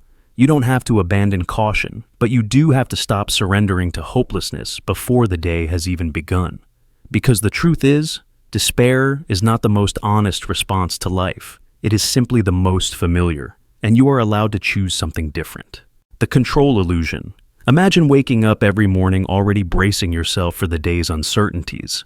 Before you even get out of bed, your mind races through checklists, plans, and backup plans. You feel a flicker of relief when you think you've accounted for every possible problem, until, inevitably, something slips through your fingers. That moment of chaos feels unbearable, because deep down, you have convinced yourself that your value, your safety, and even your identity are tied to being in control.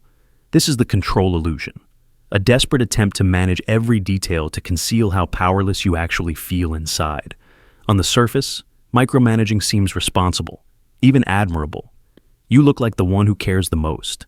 You are the person who remembers deadlines, catches mistakes, anticipates needs. You become indispensable to your coworkers, your family, your friends.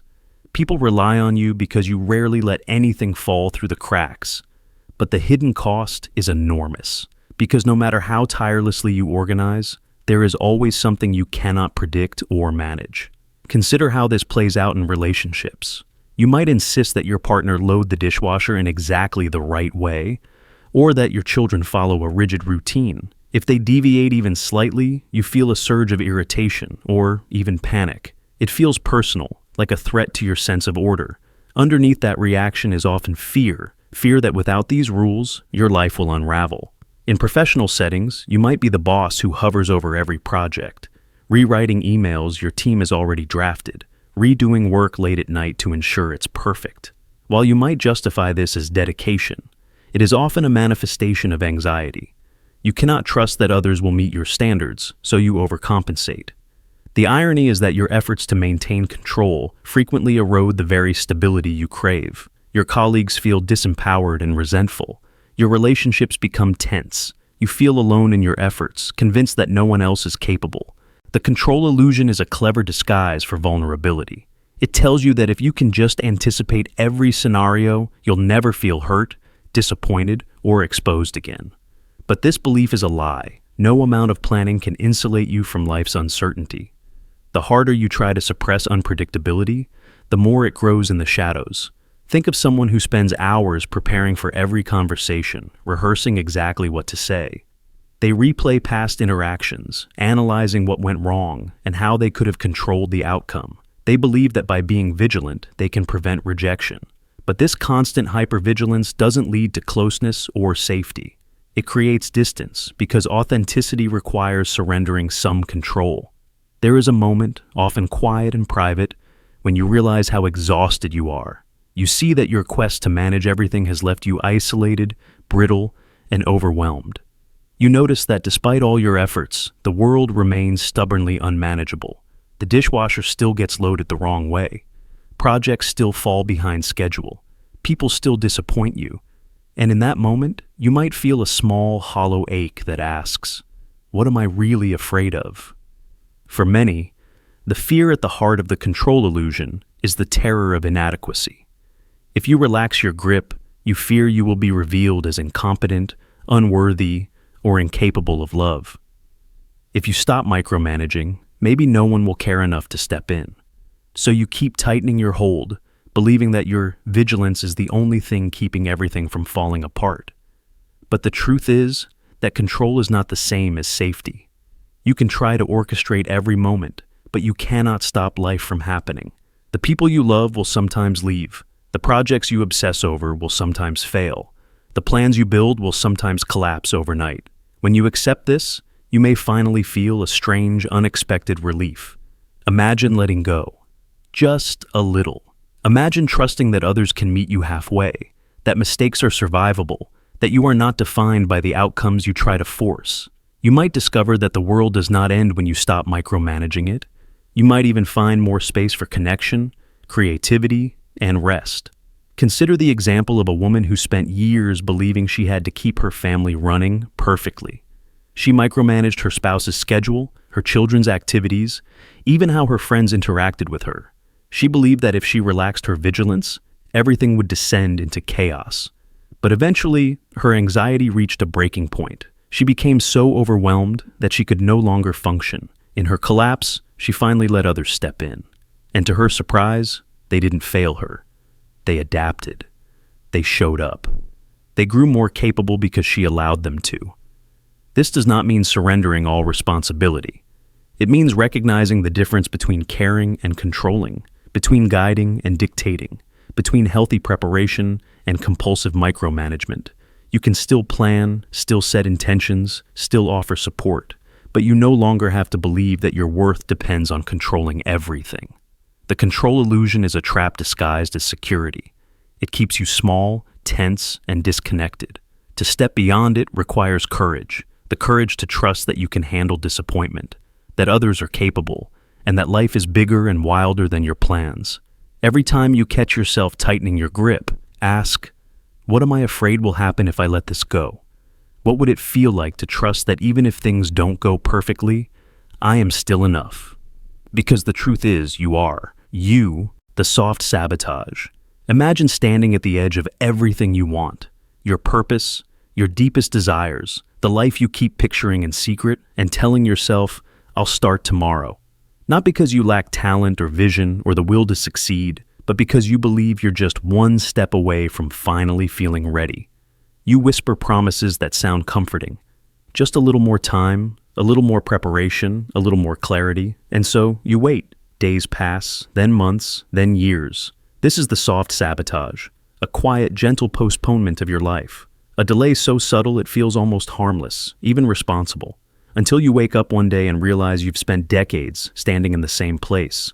Unlike the obvious forms of self-sabotage, the reckless decisions, the dramatic failures, this kind is stealthy. It masquerades as wisdom, patience, prudence. You tell yourself you're being thoughtful, that you don't want to rush things, that you're only waiting for the right moment. But underneath the language of caution lives a simple truth. You are afraid. Afraid to begin, afraid to fail, afraid to discover that even your best efforts might not be enough. And so, you become an expert at postponement. You tidy your plans, you refine your ideas, you rehearse your intentions, and you convince yourself that all this preparation is progress. But progress only happens when you step forward. Preparation without action is just another form of avoidance. Think about the dreams you have carefully deferred. Maybe it's the book you've always wanted to write. You tell yourself you need more research, more experience, more confidence. So you buy another course, read another article, jot down more notes. You convince yourself that you're almost there. You imagine that someday the conditions will align perfectly. The words will flow effortlessly. Your doubts will disappear. But life never works like that. There is no magical future when you will feel entirely ready. The soft sabotage feeds on this fantasy. It keeps you comfortable by promising that tomorrow will be easier. But tomorrow is just another today in disguise. Consider how this shows up in relationships. You tell yourself you'll open up soon. You'll say how you feel, you'll ask for what you need, you'll set the boundary that has been eating away at your peace. But not today. Today, you're too tired, or they're in a bad mood, or you're not quite sure how to phrase it. So, you wait for a better moment. You tell yourself that timing matters, that it's smart to be patient. Meanwhile, the relationship drifts further from honesty. And each day you withhold the truth, you build another layer of distance that will be harder to dismantle later. This is how the soft sabotage steals your life. Not in cataclysmic events, but in thousands of tiny delays that quietly become permanent. The tragedy of this pattern is that it feels so rational. You can always find evidence that waiting makes sense. You can always tell yourself the story that you are just being cautious. But when you look honestly at your behavior, you see a different reality. The years you will never get back. The conversations you never had. The risks you never took. The version of yourself you never became because you were too busy preparing to live. Think about the person who wants to change careers, but spends years researching options without ever applying for a single job. Or the person who wants to get healthy, but spends more time designing elaborate workout plans than actually moving their body. Or the person who wants to find love but never risks vulnerability. These are all variations of the same pattern. A life deferred in the name of readiness. It's important to understand that you will never feel as ready as you hope. Readiness is not a state you arrive at. It is a myth you tell yourself to justify staying comfortable. The truth is that confidence is not the prerequisite to action. It is the result. You do not build self-trust by waiting for certainty. You build it by stepping into the unknown, by taking imperfect action, by showing yourself that you can survive even when things don't go as planned. Imagine for a moment what your life could look like if you stopped postponing it. If you decided that today was the only day you had and you treated it as such, you would speak the truth even if your voice shook. You would start the project even if you didn't feel fully prepared. You would make the call, write the words, show up as yourself. You would stop waiting for some external signal that now is the right time. Because there is no right time. There is only now. The soft sabotage thrives in the space between intention and action. It feeds on your reluctance to feel uncomfortable. It tells you that waiting will protect you from regret. But the real regret comes later. When you realize that all the things you were going to do have faded into a story about what could have been. It's a slow heartbreak. the kind you don't notice until it's too late to repair. One day you will look back at this moment and you will wish you had started sooner. You will wish you had been braver. You will wish you had chosen progress over perfection. And that wish will be heavier than any failure could have been. Because failure, at least, means you tried. Failure means you lived. This is the hidden mercy in facing your fear. The sooner you begin, the sooner you discover that the worst thing that can happen is never as devastating as you imagined. That disappointment is temporary, but regret can last a lifetime. That your self-worth does not depend on the outcome of your efforts, but on your willingness to make the effort at all. So today I invite you to notice where you are gently postponing your life, where you keep telling yourself that you will begin tomorrow, where you are using preparation as a disguise for fear. And then, in the smallest possible way, take action. Not because you feel ready, not because you are certain, but because you have decided that your life deserves to be lived now. Imagine what it would feel like to look back at this moment and know you chose courage over delay, to know that you didn't wait for permission or perfect conditions, that you honored your desires while you still had time, that you refused to let the soft sabotage steal another day from you. That is what it means to begin, not someday, but today. The fairness fetish. Somewhere along the way, you decided that life should be fair, that the universe ought to function like a perfect ledger, measuring every intention, every effort, every sacrifice, and returning rewards in precise proportion.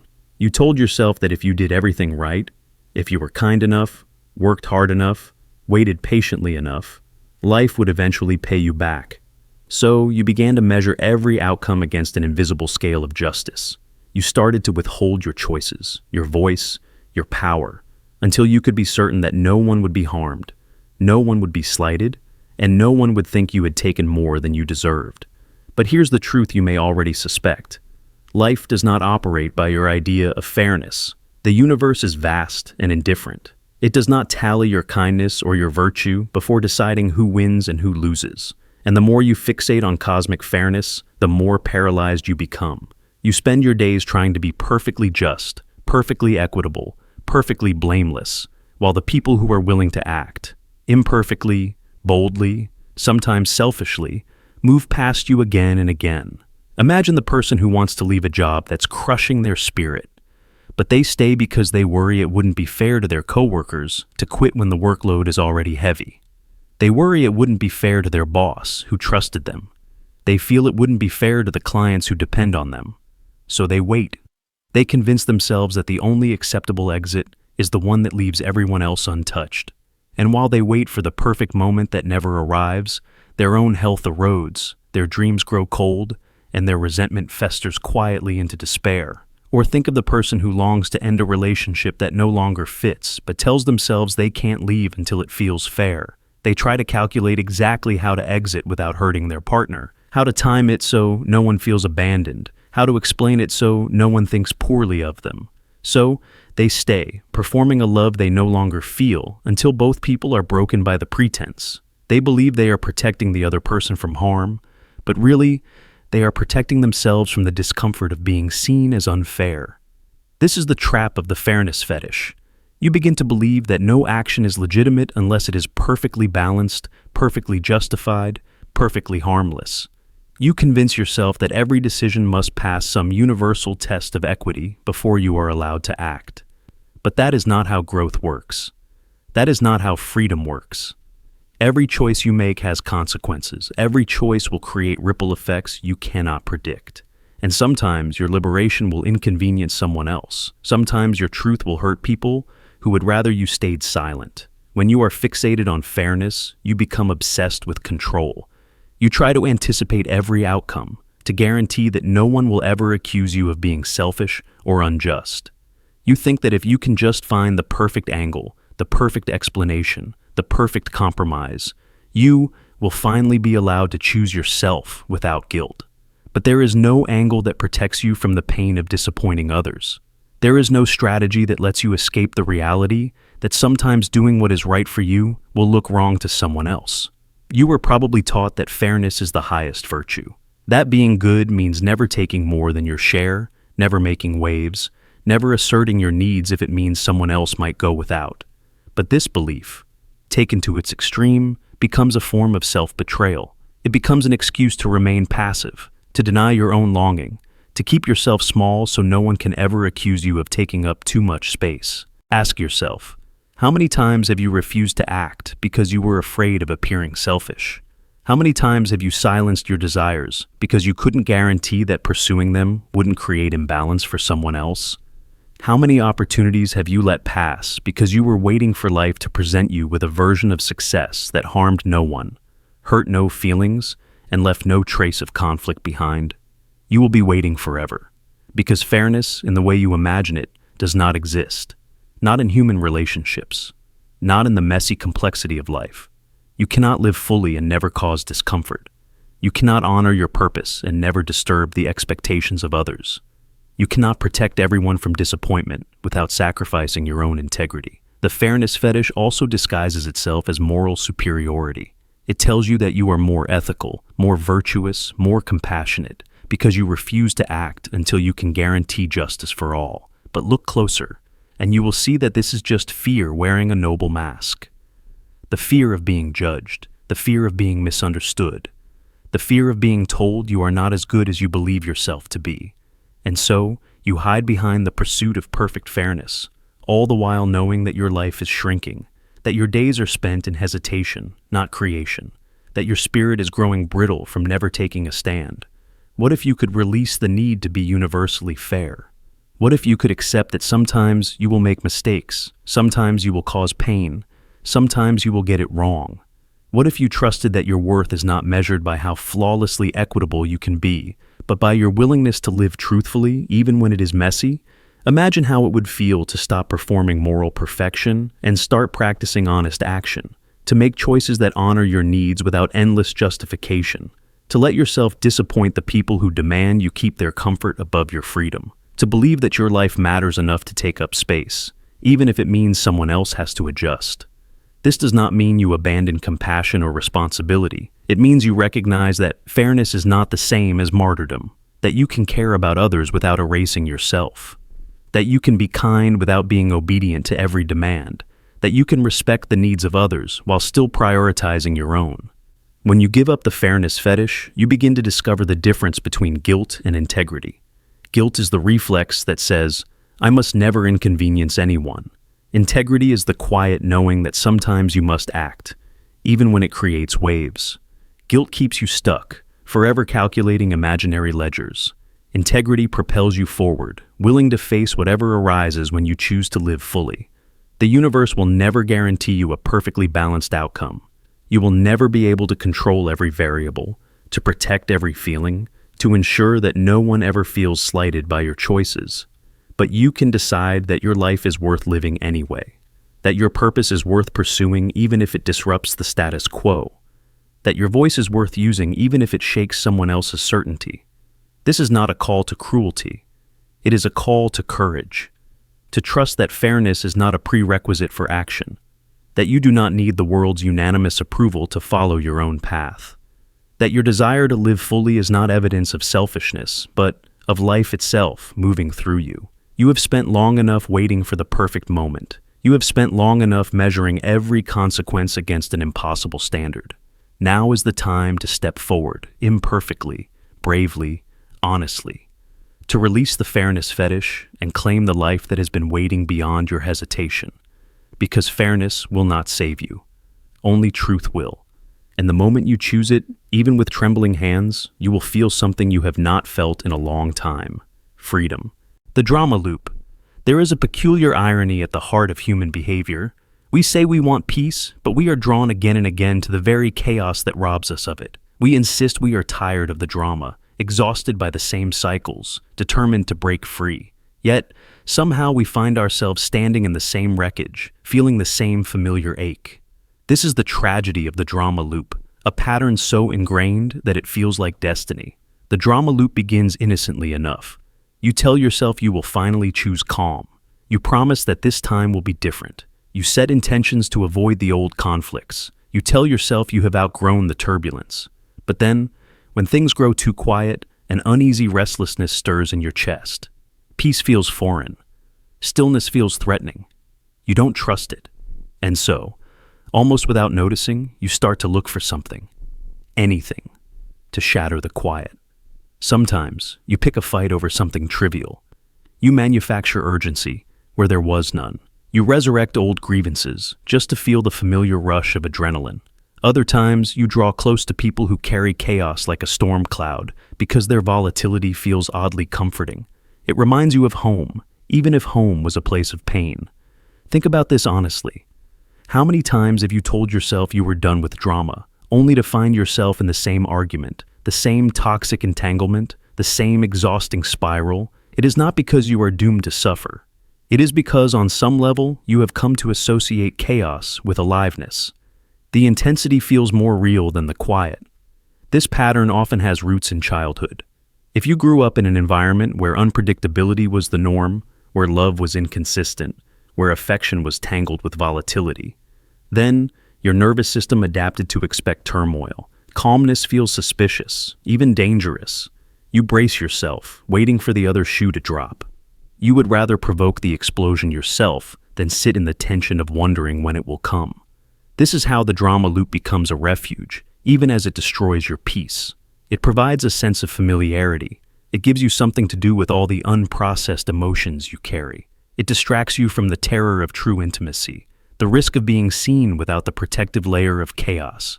You might think of it like this. The drama becomes a script you have memorized. You know all the lines, all the cues. You know how to play your role, and even though it ends in heartbreak every time, you feel strangely relieved to be inside it, because at least you know how it ends. But there is a deeper tragedy beneath this pattern. Every time you reenact the drama, you reinforce the belief that you are incapable of peace, that you are destined to sabotage any semblance of stability, that love must be tangled with pain. Over time, you stop even trying to imagine a life without these cycles. You resign yourself to the idea that this is just who you are. But here is the truth. You are not condemned to repeat the past. You are not destined to be the prisoner of your own nervous system. But to break the drama loop, you must first acknowledge how it serves you. You must be willing to admit that part of you finds comfort in the chaos. That part of you seeks out the familiar pain because it feels safer than the unknown. This is not about blame. It is about compassion. Your nervous system learned these patterns as a survival strategy. It learned that volatility was a sign of connection, that unpredictability was normal, that calmness was either temporary or a prelude to abandonment. Breaking free begins when you can witness yourself in the act of reenacting the drama. When you can pause in the moment, you feel the urge to stir up chaos and ask yourself, what am I afraid to feel right now? What does this conflict distract me from? What would happen if I stayed in the quiet a little longer? It is in those moments of awareness that you reclaim your power. You realize you do have a choice, even when your body insists you don't. You can choose to let the urge pass without acting on it. You can choose to sit in the discomfort of peace, to let it feel awkward and unfamiliar. Make no mistake, this is not easy work. It will feel like withdrawal. Your mind will insist that something is wrong. Your body will ache with the impulse to create the chaos that feels safer than the silence. But if you can hold steady, if you can breathe through the discomfort, you will begin to teach your nervous system a new truth, that safety does not require turmoil, that love does not have to be earned through conflict, that calmness does not mean you are about to be abandoned. Over time, the drama loop will lose its grip on you. The old scripts will feel less compelling. You will begin to recognize the early signs of the spiral before you get caught in it. You will learn to choose stillness over chaos. Ask yourself, gently but honestly, what would your life look like if you stopped chasing the storm? Who would you be if you no longer needed the adrenaline of conflict to feel alive? What would you discover in the quiet space you have spent so long avoiding? This is the promise waiting on the other side of the drama loop. A life where your energy is no longer consumed by needless battles. A life where you can finally trust the calm. A life where love feels like safety, not like war. You deserve that peace, even if you have never known it. You deserve to inhabit your own life without constantly fighting invisible enemies. You deserve to rest. The next time you feel the familiar pull of chaos, pause, notice it. Remind yourself, this is an old pattern, not an unchangeable destiny. You have the power to choose something different.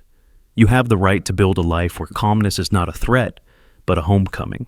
And if you fail sometimes, if you slip back into the old spiral, remember that you are still worthy of love and patience. Healing is not a straight line.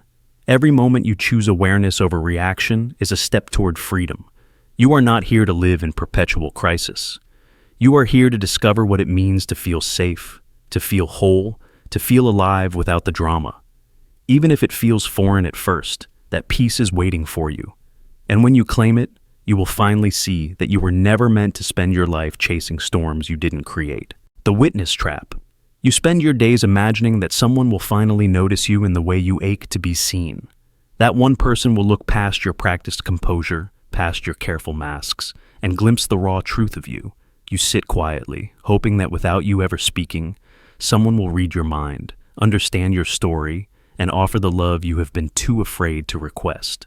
This is the witness trap, the longing to be known without the risk of revealing yourself. You want connection, but you fear exposure. You want intimacy, but you can't bring yourself to open the door. So you wait in silence, believing that if someone really cares, they will find their way in on their own. Maybe you learned this in childhood, when it felt safer to hide your needs. Perhaps you were taught that asking directly would lead to shame or rejection. So you trained yourself to be watchful, to drop subtle hints, to hope your pain was obvious enough to be undeniable. But time after time, no one responded the way you needed. And instead of questioning the strategy, you questioned your worth. You decided that you were too much, or not enough, or somehow invisible. So you resolved to wait longer, to be quieter, to make your longing even smaller. The tragedy of the witness trap is that it convinces you that love should be automatic, that understanding should require no effort. But real connection is not telepathy. It is a mutual act of bravery. It requires speaking what you most fear will be dismissed. Imagine standing behind a glass wall, pressing your hand to it, and waiting for someone on the other side to mirror the gesture. You might wait a lifetime without realizing that the wall is yours to open. The longer you wait, the deeper the resentment grows. You tell yourself that no one cares enough to notice you, that no one is perceptive enough to understand you. But often, people cannot see what you refuse to show. They cannot hear the words you never say. You mistake their confusion for rejection and their silence for abandonment. And every time you are disappointed, you retreat further into the conviction that you are unlovable. To break free of this pattern, you have to confront the terror of exposure. You have to risk putting your needs into words. That means saying, I am lonely, I am scared, I need help. It means allowing yourself to be known in your unguarded truth, even if you can't control how others will respond. Vulnerability is not a guarantee that you will be met with understanding, but it is the only doorway through which real connection can enter. When you stop waiting for someone to rescue you from your own silence, you begin to reclaim your power.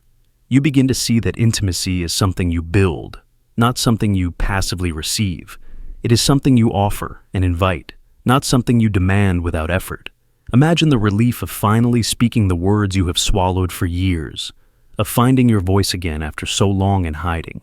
Even if it feels clumsy or incomplete, it is real, it is honest, and it is the first step toward being truly seen. Because the truth is, no one can witness you fully if you refuse to step into the light. No one can understand you if you are determined to remain a mystery.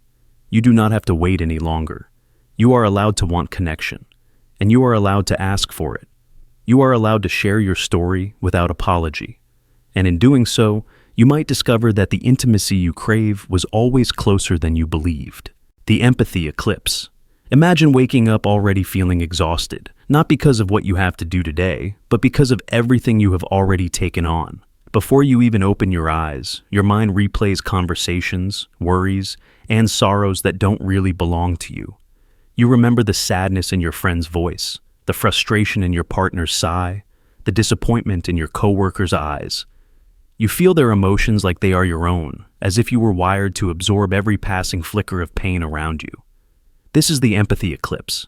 It happens when you become so attuned to the feelings of others that your own begin to evaporate, like water soaking into dry ground. At first, it seems like a gift. You have always been praised for your sensitivity, your compassion, your ability to understand what others are going through. You are the person people call when they need to vent, the one who senses what's wrong without being told. You know how to soothe, to reassure, to make space for other people's suffering. But over time, this skill becomes a burden. Because while you are busy tending to everyone else's needs, you begin to forget that you have your own. You find yourself saying yes when every part of you wants to say no. You offer help when you're already running on empty. You sit quietly while someone pours out their heartbreak, even though you're carrying your own private ache. You tell yourself that being a good friend, a good partner, a good person means putting others first. But somewhere in the middle of all that caretaking, you lose track of where their feelings end and yours begin.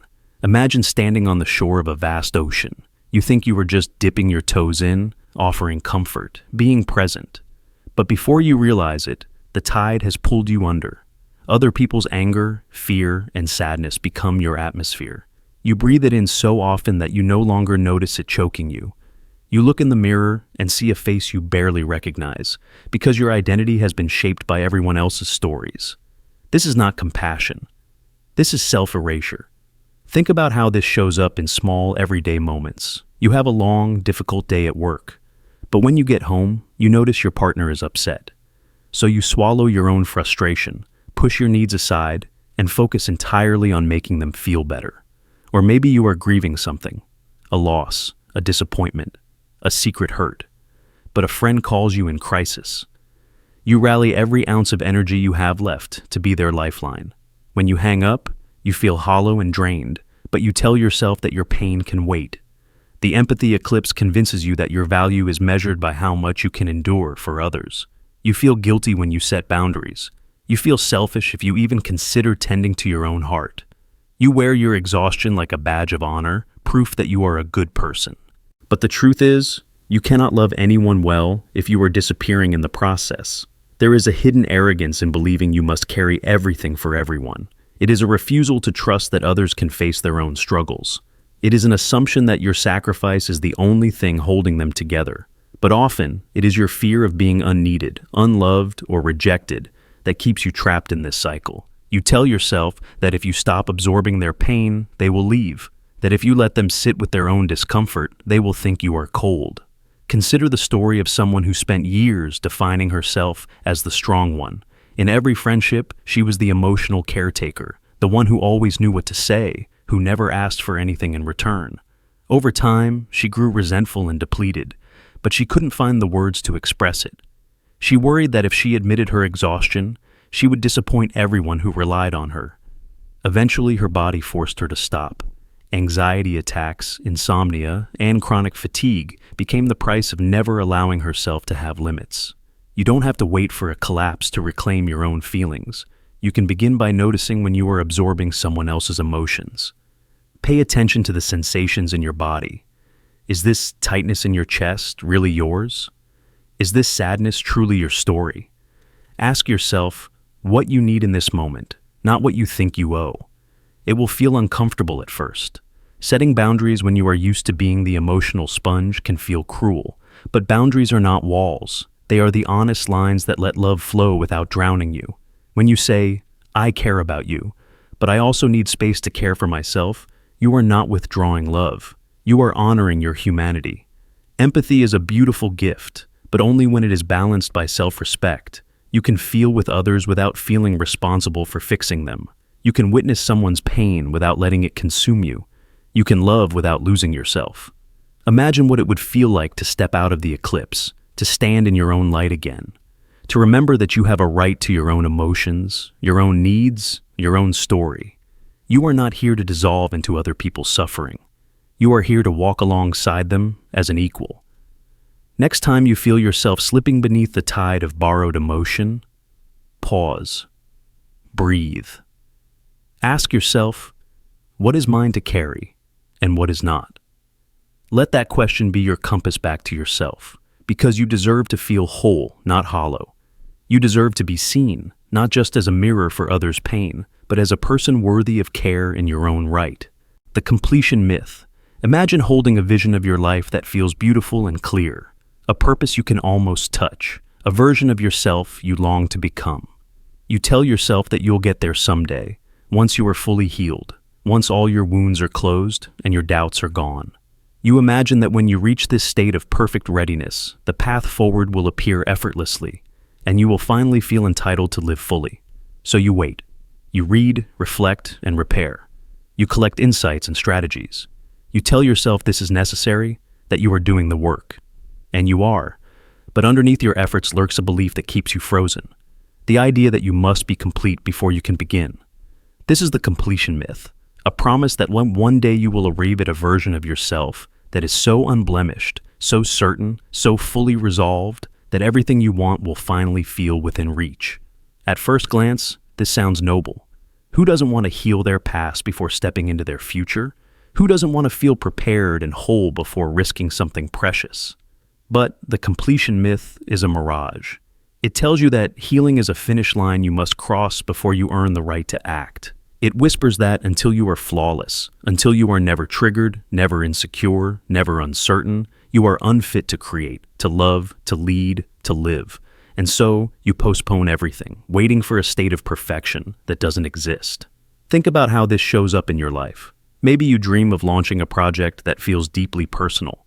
You can see it in your mind, a business, a book, an offering to the world. But you hesitate. You tell yourself you can't begin until your self-doubt is gone, until your fear of rejection has evaporated, until you have mastered every possible skill. So you keep preparing, convinced that more learning will finally cure your hesitation. You forget that fear is not a sign you are unready.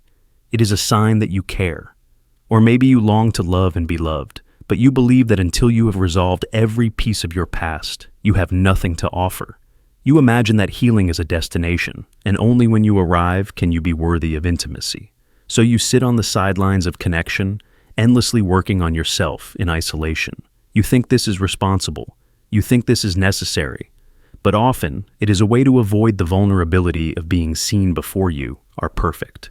The completion myth thrives in a culture obsessed with self-improvement. You are taught to believe that your worth is measured by how much you've evolved, that you must earn the right to participate by first transcending your humanity. But you cannot heal in a vacuum. You cannot grow in a laboratory of your own making. So many of your remaining wounds can only be transformed in motion, by doing the things you are afraid to do, by engaging with life while you are still imperfect, by learning to tolerate your own unfinishedness. Consider the person who refuses to apply for a job they secretly want because they don't feel confident enough yet. They keep refining their resume, reading industry books, trying to fill the hole in their sense of self. Or the person who wants to start dating, but insists they must first eliminate all traces of anxiety. Or the creator who won't share their work until every sentence is flawless. They tell themselves this is discipline, but more often it is a disguise for fear, the fear that being seen incomplete is the same as being unworthy. The completion myth is powerful because it offers an escape from the discomfort of imperfection. It tells you there is a version of yourself who will never feel awkward, never feel afraid, never question your right to take up space. It promises that one day when you have earned enough healing points, you will finally feel entitled to live.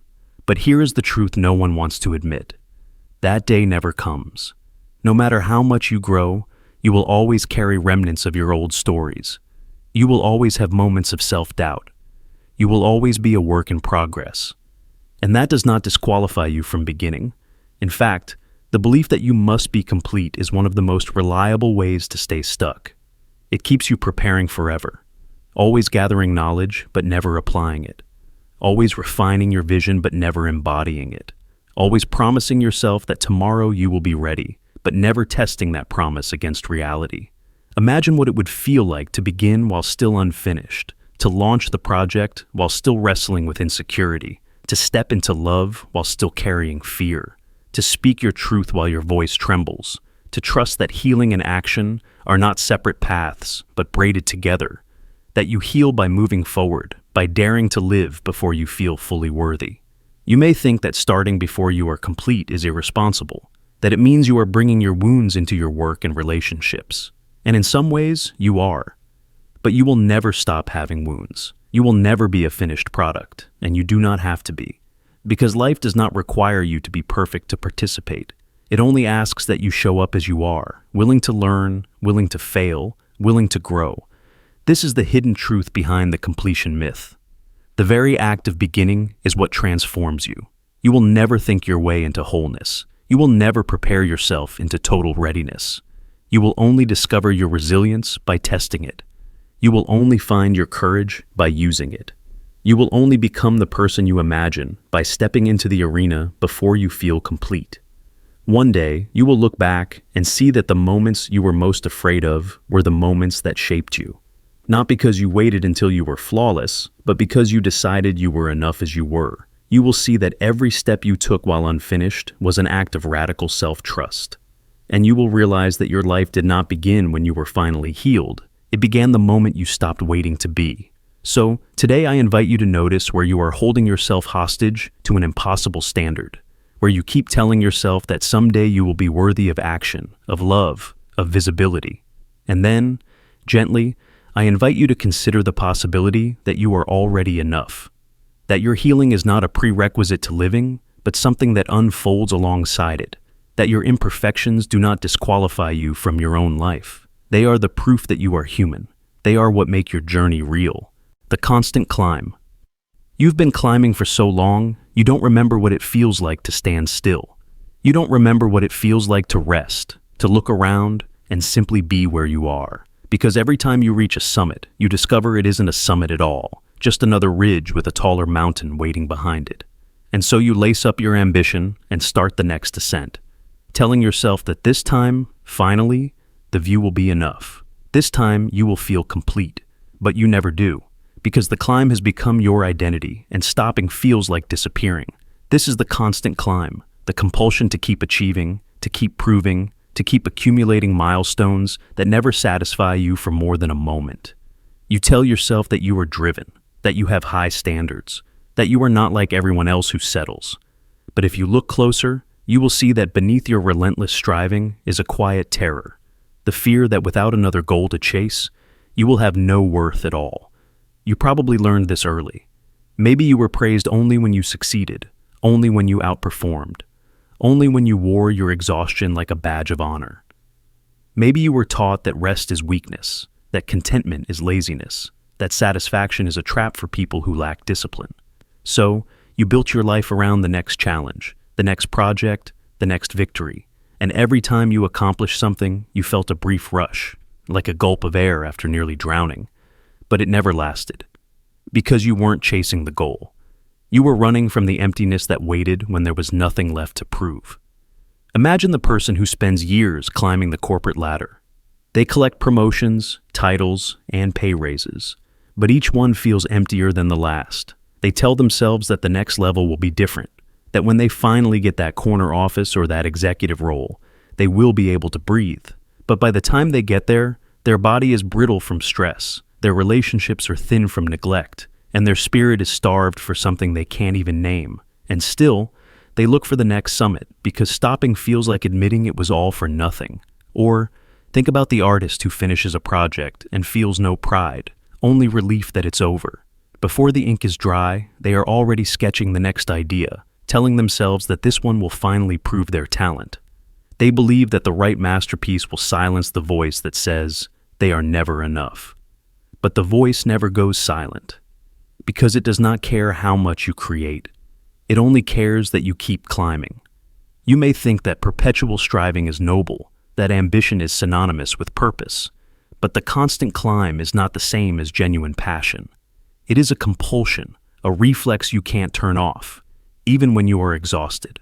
It is a treadmill that speeds up every time you accomplish something.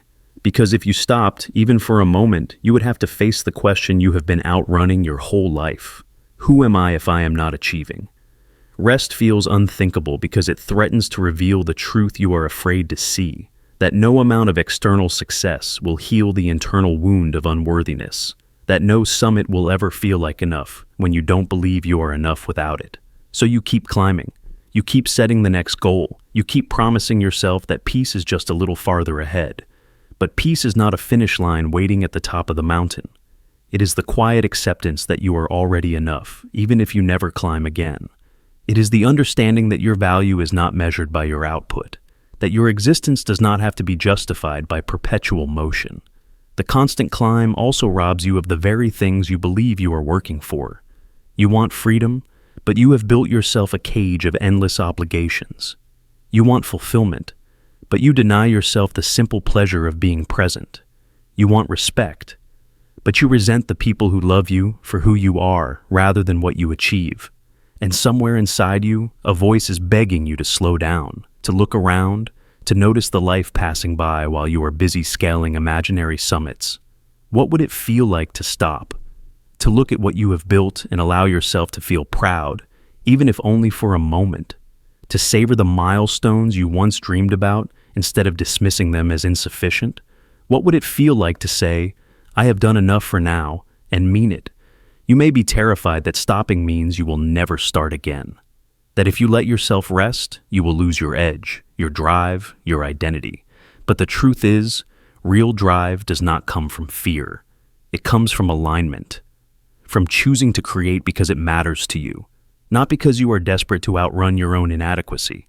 Imagine waking up one day and feeling no compulsion to prove anything. Imagine creating because you are inspired, not because you are afraid. Imagine resting without guilt. Imagine measuring your worth, not by how many mountains you've climbed, but by how fully you are able to be here, alive, connected, enough. This is not an argument against ambition. Ambition can be a beautiful force when it is in service to your deepest values, but when it becomes an addiction, it will devour you from the inside out. The constant climb is not sustainable. It will leave you burnt out, hollow, and unable to remember why you started in the first place. You deserve more than a life spent chasing the next summit. You deserve the grace to pause, to reflect, to celebrate. You deserve the courage to ask yourself whether the mountain you are climbing is even yours to climb. And if it isn't, you deserve the freedom to come down, to set your feet on level ground, and to discover what it feels like to be whole without the endless ascent. Because no summit will ever give you the peace you are looking for. No achievement will ever be enough when you can't feel your own worth without it. The only way to end the constant climb is to stop believing the lie that you must earn your right to exist. So, take a breath. Look around. You have already come so far. You have already proven more than you needed to.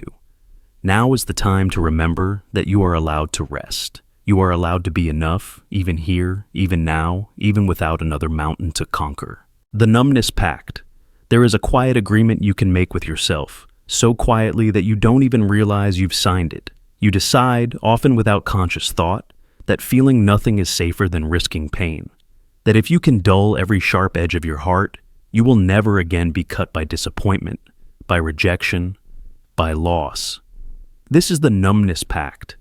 The decision to trade your capacity for joy in exchange for the illusion of protection. You might think you haven't made this trade. You might believe you are simply tired, or that you have matured past the need for big emotions. But if you look honestly at your own life, you might see the truth hiding in plain sight. You used to laugh without hesitation. You used to cry without shame. You used to love with your whole being. Now, everything feels muted, as if you are watching your own story through a thick pane of glass. This pact does not happen all at once. It is a series of small concessions, made each time you are hurt and decide you cannot bear to feel that way again. You get your heart broken, so you stop trusting the parts of you that want to love. You lose something precious, so you stop caring too much about anything. You share your true self and are met with ridicule or betrayal, so you decide vulnerability is foolish. Little by little, you build walls around your heart. You tell yourself it's temporary. You'll open up again when it feels safe. But years can pass behind those walls, and the safety never comes. The numbness begins to feel like normal life. You start to mistake emotional distance for stability. You convince yourself that you're strong because nothing moves you too deeply. You look at others who feel everything, who cry easily, who love recklessly, who dare to hope, and you tell yourself they are naive. You pity them for not understanding how dangerous it is to care. But beneath that judgment is envy, because no matter how well you have insulated yourself, part of you still remembers what it felt like to be fully alive. Part of you aches for the joy you once knew, even if it came wrapped in risk.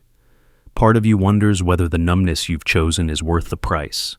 I have seen people whose entire lives became a performance of composure. They were admired for their coolness, their unshakable calm, their ability to handle anything without flinching, but inside, they were starving for connection. They longed for a moment when they could drop the mask, when they could feel something real, when they could let the walls fall without fearing they would be shattered by the impact. The numbness pact is seductive because it promises relief. It tells you that if you just stop feeling, you will stop hurting. But what it doesn't tell you is that you will also stop truly living. You will stop experiencing the beauty that only vulnerability can bring, the sweetness of a love that might not last, the pride of trying something you might fail at. The thrill of risking your heart and discovering it is stronger than you ever knew. Ask yourself, honestly, when was the last time you felt something fully?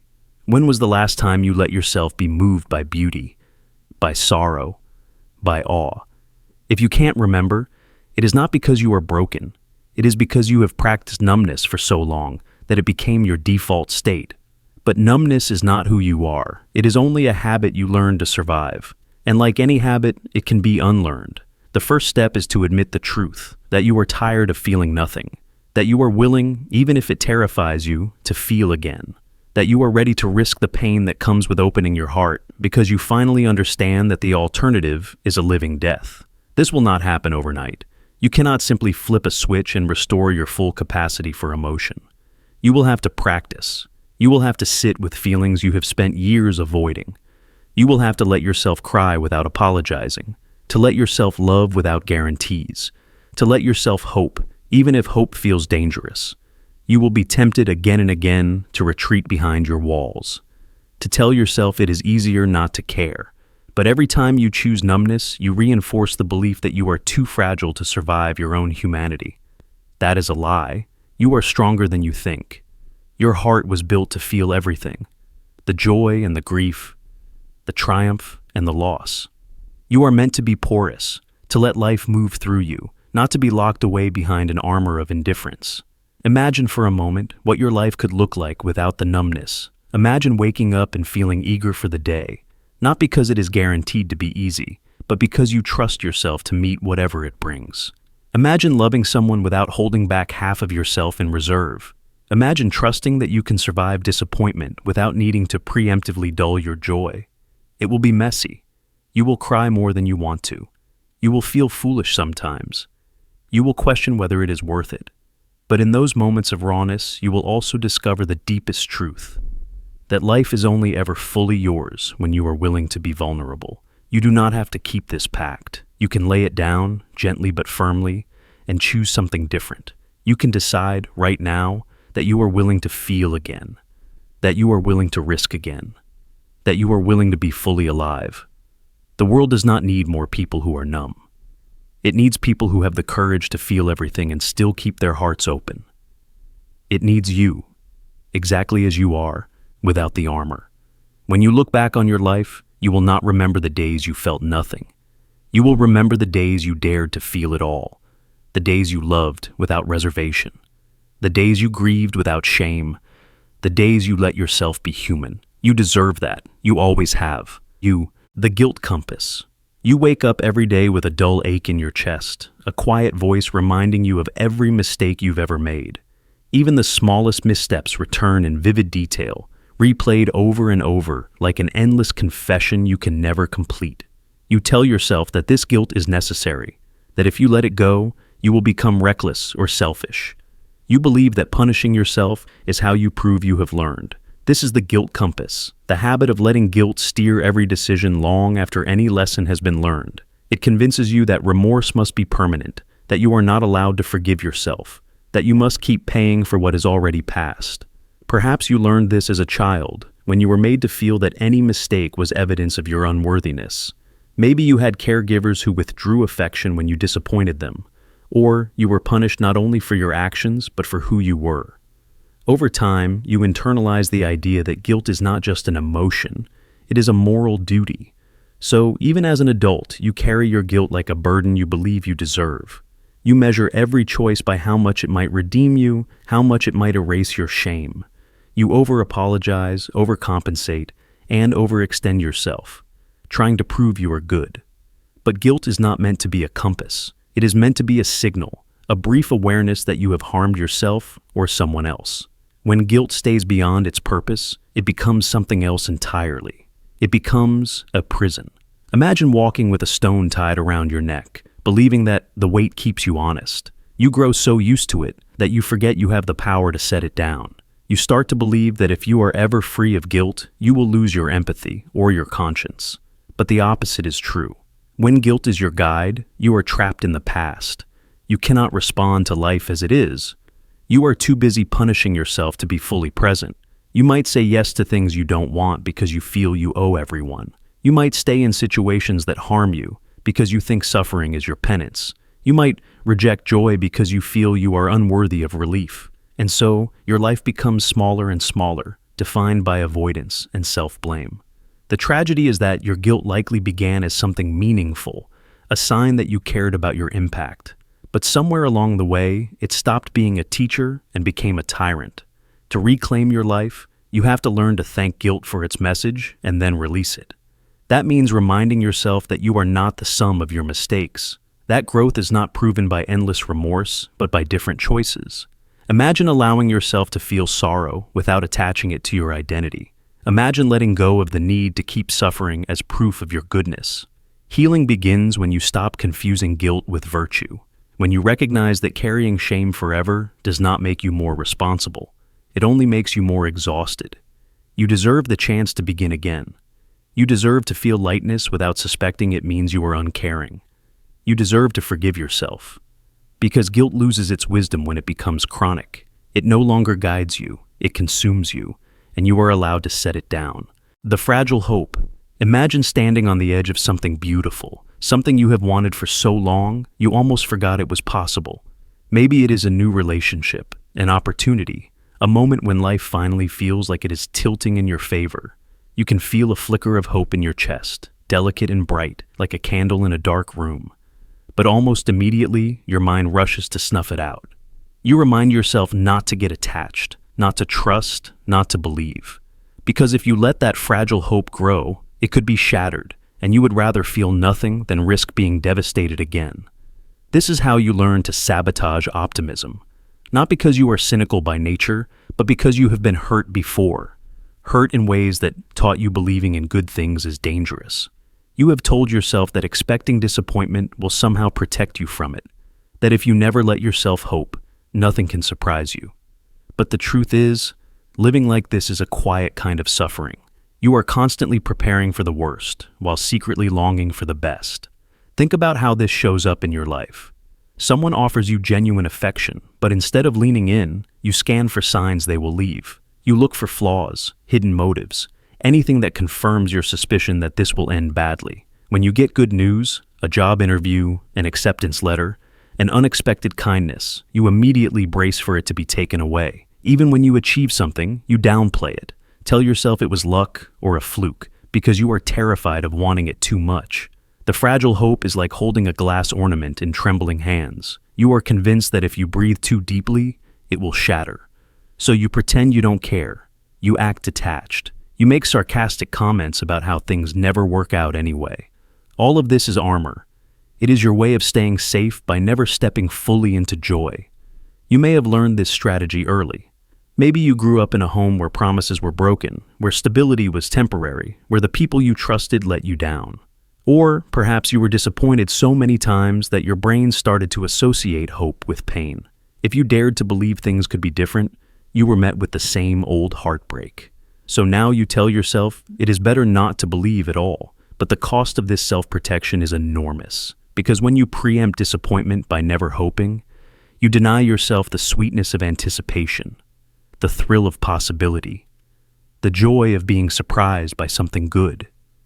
You think you are avoiding pain, but you are really trading one form of suffering for another. Numbness, isolation, a life half-lived. Consider the story of someone who spent years dreaming of writing a book. Every time they sat down to start, their mind whispered that it would never be published, that no one would care, that failure was inevitable. So they closed their laptop and walked away. They told themselves it was better not to try, because trying would mean hoping, and hoping would mean risking disappointment. Years passed. The unwritten book became a symbol of everything they were too afraid to want. Or think about the person who meets someone kind and genuine, someone who sees them fully. But instead of letting themselves fall, they build walls. They assume betrayal is coming. They pick fights, shut down, pull away, anything to prove their fear was justified. When the relationship ends, they feel relief because the ending was familiar. It confirmed what they already believed. Hope is dangerous. This is the tragedy of the fragile hope. It becomes a prophecy you fulfill over and over again. You sabotage the very things you most long for, just to protect yourself from a hurt you have already survived. But what if you could try something different? What if you could let hope exist without needing to control its outcome? Imagine allowing yourself to want something and admitting it out loud. Imagine holding the possibility of good things with an open hand, knowing that if it slips away, you will grieve, but you will not be destroyed. Hope does not have to be an all-or-nothing gamble. It can be a quiet, steady faith that you deserve joy, that you can trust yourself to handle whatever comes. When you practice this, you begin to see that hope itself is not what hurts you. It is the expectation that everything must go perfectly to be worth wanting. You can learn to hope without demanding guarantees. You can learn to say, I want this. And also, I will be okay if it doesn't happen. That is what true resilience looks like. Not pretending you don't care, but caring deeply and still knowing you will survive if you are disappointed. The next time you catch yourself sabotaging optimism, pause. Notice the story you are telling yourself. That believing will break you, that wanting something sets you up for loss. Ask yourself gently, who taught you that? Whose voice echoes in that fear? And then remind yourself, you are not the same person who was hurt back then. You are stronger now. You are allowed to hope again. Even if your hope feels fragile, even if your hands tremble as you hold it, it is still worth carrying. Because hope is what makes life vivid. It is what opens you to love, growth, and beauty. It is what makes all the struggle meaningful. You deserve to believe in good things, not because they are guaranteed, but because you are worthy of the experience of wanting, trying, and feeling fully alive. Let yourself hope, even if your voice shakes. Let yourself trust, even if your heart remembers every wound. This is how you build a life that is bigger than your fear. The frozen past. Imagine standing in the present, surrounded by new possibilities, and still feeling chained to a version of yourself forged in old battles. You survived things that nearly broke you. You learned how to protect yourself in a world that did not always feel safe. You became resourceful, vigilant, strong.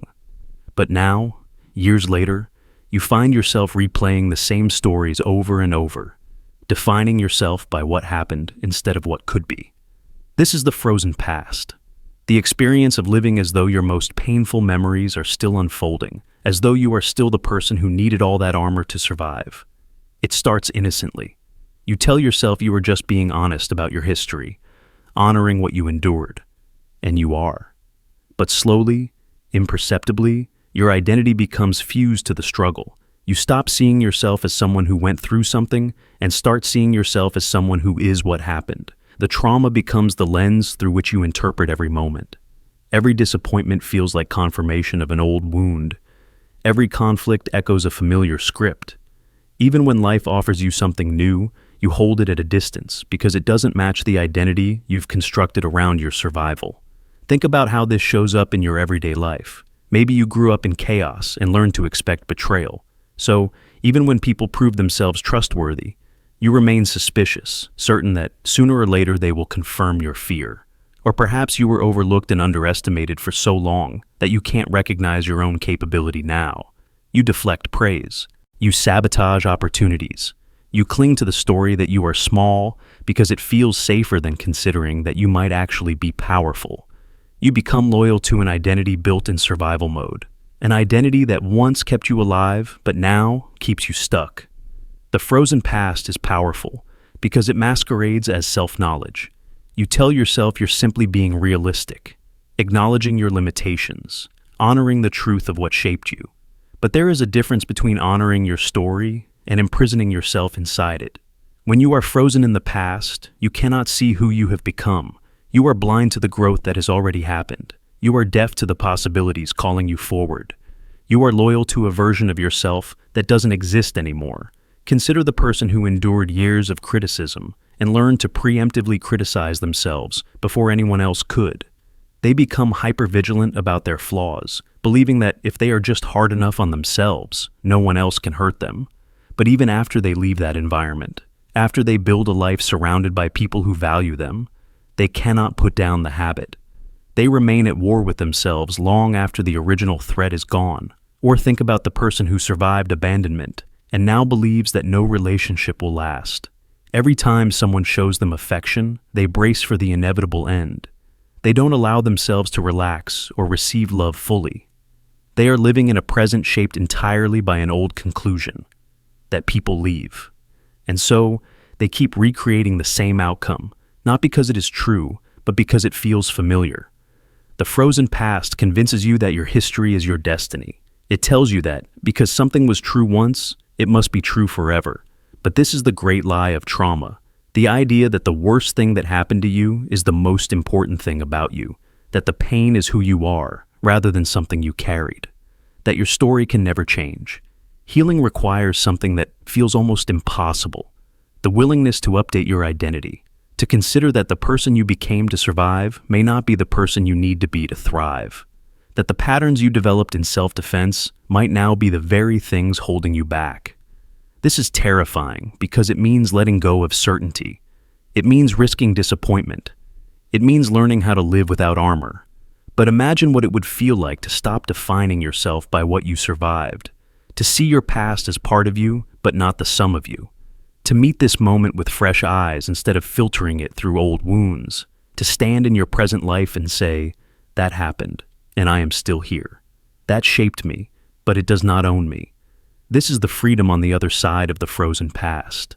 It does not mean pretending you were never hurt. It does not mean denying the impact of what you endured. It means allowing yourself to grow beyond it. It means acknowledging that the same strategies that kept you safe then may be costing you joy now. It means telling yourself the truth, that you are no longer in danger, that you can let your guard down, that you can write a different story. This is the paradox of healing. You cannot erase what happened, but you can change what it means. You can choose to see your scars not as evidence of brokenness, but as proof of resilience. You can choose to see your vigilance not as a curse, but as a skill you developed to protect yourself. And you can choose, finally, to release the identity that was built in crisis so you can discover who you are in peace. It won't happen overnight. You will slip back into old patterns. You will catch yourself expecting the past to repeat. But every time you notice, every time you interrupt the cycle, you loosen its hold a little more. You create space for a new identity, one that is not frozen in an old season, but alive in this one. One day you will look back and realize that the most radical thing you ever did was to stop letting yesterday define today. That the moment you decided to unfreeze, to allow yourself to evolve, was the moment your life began again. And you will know, in your bones, that you were never just what you survived. You were always something more. The luck dependency. You tell yourself that one day, something will happen. One day, the tide will turn. One day, the universe will notice how long you've been waiting and finally deliver the life you've been imagining. You picture it like a cosmic lottery ticket. If you're patient enough, if you suffer quietly enough, if you hope hard enough, then luck will swoop in to rescue you. This is the story you cling to when everything feels stuck, the fantasy of sudden fortune, the myth of being chosen. But the truth is harsher and simpler. Nothing changes when you refuse to act. This is the luck dependency, the belief that your life is a waiting room and you are only ever a moment away from being called forward into something better. So you bide your time, convincing yourself that you're just unlucky, that the opportunities other people seize were never meant for you, that you are fated to stand still until the stars align. You surrender your power in the hope that destiny will intervene. And while you wait, the life you want drifts further out of reach. Imagine someone who dreams of creating something, a business, a novel, a work of art, but never begins. They tell themselves they're waiting for a sign, waiting for inspiration to strike, or for someone to give them permission. They look at people who have built what they admire and call them lucky. They never see the late nights, the rejection, the failures that preceded success. Because luck is an easy story. It absolves you from trying. It protects you from the risk of caring too much. Or picture the person who feels trapped in a life they never chose. They spend years in a job that dulls them, in a relationship that shrinks them, in routines that numb them. They fantasize about escape, a miraculous job offer, an unexpected windfall, a sudden clarity that will tell them exactly what to do. But when the moment to act appears, when the chance to change arrives, they hesitate. Because waiting feels safer than moving. Because if you never step forward, you never have to find out what might happen if you fail. Luck dependency is not hope. Hope is active. Hope fuels action, sustains effort, carries you through the uncertainty. Luck dependency is passive. It is the quiet surrender of responsibility. It tells you that nothing is worth attempting because nothing you do really matters. That life happens to you, and you are only ever its reluctant passenger. You can spend decades in this waiting room. You can convince yourself you're being patient when you're really just afraid. You can blame bad luck for every disappointment. But if you look honestly, you will see how many chances you've let pass while you were hoping for a perfect sign. How many ideas you never pursued because you told yourself it wasn't the right time. How many relationships you never fought for because you were waiting for them to fix themselves. The truth is, you are not unlucky. You are unpracticed. You are out of shape in the muscles of your own agency. Because agency is a discipline. It is a habit of reaching for the doorknob instead of waiting for someone to open it. It is the decision to act without any guarantee of reward. It is the courage to trust that doing something is always better than doing nothing. What would happen if you stopped waiting? If you gave up the fantasy that life will deliver your dreams to your doorstep?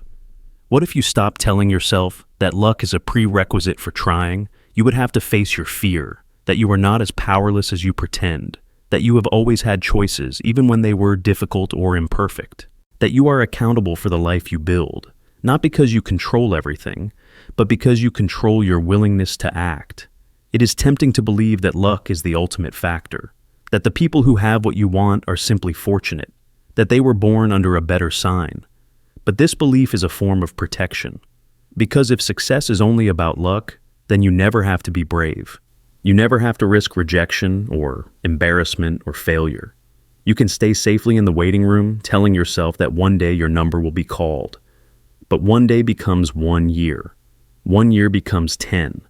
And eventually you look back and see that your life was not determined by fate, but by all the times you refused to step forward. All the times you decided that trying was pointless. All the times you let fear disguise itself as patience. You will never eliminate uncertainty. You will never know for sure that your effort will succeed. But that has always been true. And still, people create, love, build, change. Not because they are lucky, but because they are willing. Because they understand that movement creates possibility, that showing up generates momentum, that action is the only invitation the universe ever really answers. Imagine how your life would feel if you stopped waiting to be chosen, if you stopped hoping for permission, if you stopped blaming luck for your inaction. Imagine deciding that your dreams are worth the risk of failure, that your voice is worth using even if no one listens at first, that your efforts matter, even if the results take time. What could you create if you believed in your own agency? What relationships could you heal or release? What skills could you develop? What adventures could you begin? You have already wasted enough time in the waiting room of luck. You do not need a perfect sign to start. You do not need certainty to act. You only need the willingness to stop deferring your life to chance. Yes, luck exists. Sometimes the right moment finds you. Sometimes fortune smiles, and the door opens effortlessly. But more often, the door yields to the person who dares to knock. The person who shows up day after day, prepared to be ignored until they aren't. The person who trusts that imperfect action is better than perfect inaction. You are not here to be a spectator. You are here to participate, to shape your days with intention, even when the outcome is unknown. To claim your own agency, even when it would be easier to blame fate. To become someone who refuses to wait for life to happen, and instead chooses to happen to life. The luck dependency will tell you that you are powerless, that you must be patient, that you must wait. But you are not powerless. You are simply unpracticed in your own courage. And the moment you decide to act, to write the first sentence, to apply for the job, to speak the truth, to step into the unknown, you begin to remember the truth you have always known in your bones, that your life will be shaped not by the luck you hope for, but by the choices you dare to make. The purity complex. There is an invisible prison many people build for themselves, brick by careful brick, without ever realizing what they are doing. You believe you are simply trying to do the right thing, to be thoughtful, to act with integrity. But underneath all that caution lies a hidden conviction that if your motives or plans are not perfectly pure, you are not allowed to move forward. This is the purity complex, the idea that every action must be spotless before it is worth taking. It sounds noble on the surface. Who wouldn't want to act from the best intentions? Who wouldn't want to be sure their choices are untainted by ego, by insecurity, by fear? But slowly this demand for purity becomes a cage, because no human intention is ever entirely pure, no plan is ever perfectly formed, no dream is ever free of doubt, contradiction, or selfishness. And so, you wait. You wait for a clarity that never arrives. You wait for your fears to vanish, for your desires to become completely altruistic, for your plans to be guaranteed of success. You convince yourself that this endless preparation is prudence. You tell yourself that you are avoiding harm, but what you are really avoiding is the vulnerability of imperfect action. I have known people who spent years, decades, stuck in this paralysis. They would not start a project because they could not be certain they were doing it for the right reasons. They would not enter a relationship because they were afraid their motives were selfish. They would not speak up for something they believed in because they worried their ego might be involved. They thought this made them conscientious. In reality, it made them spectators of their own lives. Ask yourself honestly, how many times have you stopped yourself from doing something that mattered to you because you could not guarantee that every facet of your motive was pure? How often have you told yourself, "I'm just not ready yet," when the truth was that you were afraid to be seen as imperfect? This is the hidden cost of the purity complex. It masquerades as virtue, but it is really a form of self-protection. If you never begin, you never have to fail. If you never risk action, you never have to face the reality that your best efforts will always be a mixture of courage and insecurity, generosity, and pride. You never have to admit that your humanity will always be complicated. There is also a deeper fear at work here, the fear that if you allow yourself to act without perfect motives, you will somehow reveal your unworthiness. You will confirm what you suspect deep down, that you are not as good as you pretend to be. And so, you keep waiting for your intentions to be purified by time or reflection. You keep revising your plans, hoping someday you will be able to guarantee that no one could question your integrity. But that day never comes, because the truth is, life does not wait for your purity. The window of opportunity does not hold itself open until you feel perfectly aligned. While you are hesitating, the world keeps moving. The chance to contribute, to grow, to connect, slips quietly out of reach. What would happen if you decided to let yourself act, even with your mixed motives? What would change if you accepted that you are allowed to be imperfect and still participate fully in your own life? This is not an argument for recklessness. It is not an excuse to act without reflection or care, but it is a reminder that you do not have to earn the right to begin by scrubbing every trace of ego from your intentions. You will never be able to do that. No one can. And the longer you try, the more likely you are to slip into a kind of ethical paralysis that helps no one. Imagine if the artists you admire had waited until they were certain their work was free of all ambition or self-interest.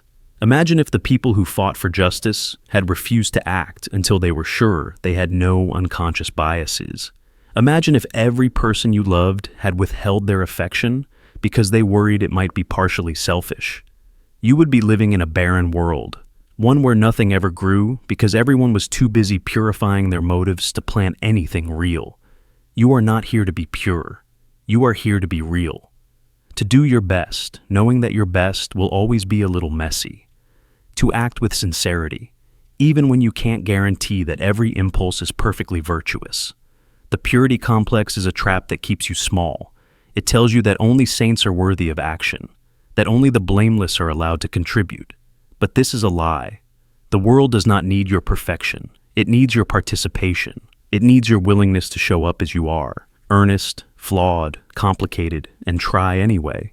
Ask yourself, gently, what dream have you been postponing until you feel pure enough to pursue it? What conversation have you avoided because you were afraid your feelings were messy? What risk have you refused to take because you could not guarantee it would be perfectly ethical or perfectly safe? Consider the possibility that waiting for purity is just another form of hiding, that your desire to be spotless is actually a fear of being seen. And then consider this. You can be seen, imperfect as you are, and still be loved. You can act, mixed motives and all, and still do good. You can begin before you feel ready, and you must, because ready is a mirage. You do not have to earn your place here by being flawless. You are already worthy of participation. You are already allowed to try, to stumble, to learn. The next time you catch yourself waiting for your motives to become pure, pause. Notice the fear behind that hesitation. And then, as an act of courage, do the thing anyway. Trust that your humanity is enough. Trust that your effort matters, even if it is imperfect. Trust that you are allowed to be here fully without apology. Because life is not a test of your purity. It is an invitation to be real, to risk, to grow, to love, to create. And every moment you spend trying to become untouchable is a moment you are not truly alive. Choose aliveness. Choose imperfection. Choose to act anyway. The beautiful excuse. You sit there with 1,000 ideas flickering in your mind. Dreams that once felt so alive, you could almost taste them. But as soon as you imagine taking action, another voice rises up, smooth and convincing. It tells you this is not the right time, that you need more clarity, that you must wait for the perfect conditions. You nod along because this voice sounds wise. It uses elegant words and logical arguments. It feels mature, measured, responsible. And so, you do nothing, telling yourself that this restraint is virtue. This is the beautiful excuse, the art of creating justifications so polished you forget they are excuses at all. Unlike crude avoidance, the beautiful excuse wears a mask of reason. It flatters you into believing you are being thoughtful instead of afraid. You say you need to research more, when the truth is you are terrified to be seen trying. You say you are protecting your energy, when the truth is you are protecting your ego from failure. You say you will begin when you feel ready, not admitting that readiness never arrives on its own. Over time, you become a master storyteller. You spin narratives so persuasive you convince yourself that inaction is wisdom. You reassure yourself that tomorrow will be different, that soon you will feel brave enough. But tomorrow comes, and you find another refined reason to pause. Imagine a painter who never touches a canvas because she insists she must first find the perfect brush. Or a writer who never writes a word because he claims he must read every book ever published before he begins. These stories sound admirable, but they are prisons disguised as principles. The beautiful excuse is especially dangerous because it feels so respectable. It spares you the discomfort of failing publicly. It protects you from the raw vulnerability of starting before you feel certain, but it also robs you of the life you could have lived. Every time you postpone action in favor of elaborate justifications, you reinforce the belief that you are not ready. You teach yourself that progress must wait until you are free of doubt. But doubt is not an enemy. It is a companion of every meaningful endeavor. The people you admire are not free of uncertainty. They simply act alongside it. If you want to break the spell of the beautiful excuse, you must learn to recognize its voice. You must learn to ask yourself hard questions. Is this reason truly necessary, or is it a shield for my fear? Am I delaying because I care about quality, or because I am afraid to be imperfect? What small step could I take today, even if I do not feel fully prepared? Imagine what would happen if you stopped waiting for perfect readiness and started honoring your longing to create. Imagine the relief of finally moving, finally risking, finally choosing momentum over safety. You will not feel ready. You will not feel invulnerable, but you will feel alive. And in that aliveness, you will discover that action itself brings clarity, that doing teaches you more than planning ever could. The beautiful excuse will always whisper to you, offering its comforting rationalizations, but you do not have to listen. You can thank it for trying to keep you safe. Then step forward anyway, because the truth is, your dreams will not wait forever. The life you long for will not materialize from careful contemplation alone. It requires your imperfect, trembling participation. It requires you to begin before you believe you are worthy. And when you do, you will realize that the only thing standing between you and what you desire was a story. A beautiful story, but a story nonetheless. And you are allowed to set it down. The permissionless void. Imagine sitting in a waiting room that has no clock, no windows, no clear sense of when your name will be called. You hold a ticket in your hand, convinced that at any moment, someone in authority will step out and finally say, "It's your turn now. You can begin." You can take up space. You can exist fully, without apology. But that moment never comes. So you keep sitting there, day after day, year after year, hoping for permission you don't realize you never needed in the first place. This is the permissionless void, a quiet emptiness you inhabit when you decide that you have to be endorsed, approved, or chosen before you can start living. It sounds dramatic, but so many people spend their entire lives in that room. They wait for someone to tell them they are talented enough to share their art, attractive enough to be loved, smart enough to have opinions, worthy enough to be happy. They wait for the partner who will validate their beauty, the mentor who will bless their ambition, the parent who will finally say, "I'm proud of you." Without these signals, they feel suspended in a kind of limbo, convinced that action without approval is arrogance. Think about the places in your life where you're still waiting for a go-ahead. Maybe you have ideas you've never shared because no one has explicitly told you they're valuable. Maybe you postpone pursuing dreams because no one has granted you the right to want them. You tell yourself you'll start later when someone important signals it's okay. But days turn into years and nothing happens. This is not because you are lazy or incapable. It is because you've internalized the belief that you must be chosen before you can choose yourself. You think there is a panel of invisible judges evaluating your worthiness. You imagine that one day they will hold up a sign that says, "Approved." Only then you believe you'll have the courage to step forward. But that day never arrives. The judges are imaginary. The waiting room is a construct. You are the only one keeping yourself there. Consider how this shows up in relationships. You might silence your needs because you fear they are too much. You wait for the other person to confirm that your feelings are legitimate. You swallow your desires, hoping they will be discovered and validated, without you having to speak them out loud. You think that if someone loves you enough, they will hand you the permission slip you crave, but they never do, because no one else can authorize your existence. Or, think about how you approach your creativity. You have stories you want to write, music you want to compose, businesses you want to build. But instead of starting, you wait for an expert to notice your potential. You imagine being discovered, plucked from obscurity, told you have what it takes. Because as long as you wait, you don't have to risk failing on your own terms. The permissionless void is seductive because it feels safer than action. If you stay in that room, you can avoid criticism. You can protect yourself from disappointment. You can pretend your unfulfilled life is not your fault because no one ever gave you the go-ahead.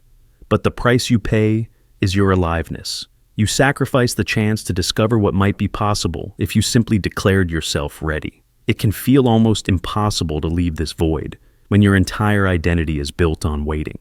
Especially if you were raised in environments where approval was conditional, where love had to be earned, where autonomy was punished. Maybe you learned early that speaking up or stepping out of line led to rejection, so you adapted by becoming compliant, invisible, endlessly patient. But what if you could see that this story no longer serves you? What if you could decide that no one else gets to decide when you begin? Imagine what it would feel like to stand up in that waiting room, walk through the door, and claim your life without waiting for anyone to escort you. There is a freedom that comes when you stop deferring to imaginary gatekeepers, when you realize that you can give yourself the permission you have been craving all along, the freedom to fail, to try, to want, to exist as you are, without apology. Consider the example of someone who dreamed of being an artist, but spent decades waiting for a mentor to appear. Every time they picked up a paintbrush, they heard the critical voices of people who never even saw their work. So they put it away, over and over. One day, in a moment of quiet desperation, they asked themselves, "What if no one ever approves of me? What if I still choose to do this anyway?" That single question cracked the walls of the waiting room. They started to paint again, not because someone said they were good enough, but because they finally realized they didn't need anyone's blessing. You can ask yourself the same question. What if no one ever validates your choices? What if no one ever calls your name? What if no one ever tells you you're ready? Are you willing to live your whole life in that waiting room just to avoid the risk of declaring yourself worthy? There will always be people who doubt you. There will always be people who think you should be quieter, smaller, more patient. But none of them are the arbiters of your life. You get to decide when you begin. You get to decide what matters. You get to decide when you have waited long enough. So take a breath. Feel the weight of the ticket you've been clutching, the one you thought would be your entry pass. Realize you don't need it. Realize you never did. Stand up. Walk through the door. Start before you feel ready. Trust that your permission slip is your own beating heart, your own unquenchable longing to be alive on your own terms. Because the truth is, no one is coming to give you permission to exist fully. No one else can anoint you as worthy. You were always allowed to begin. You were always enough.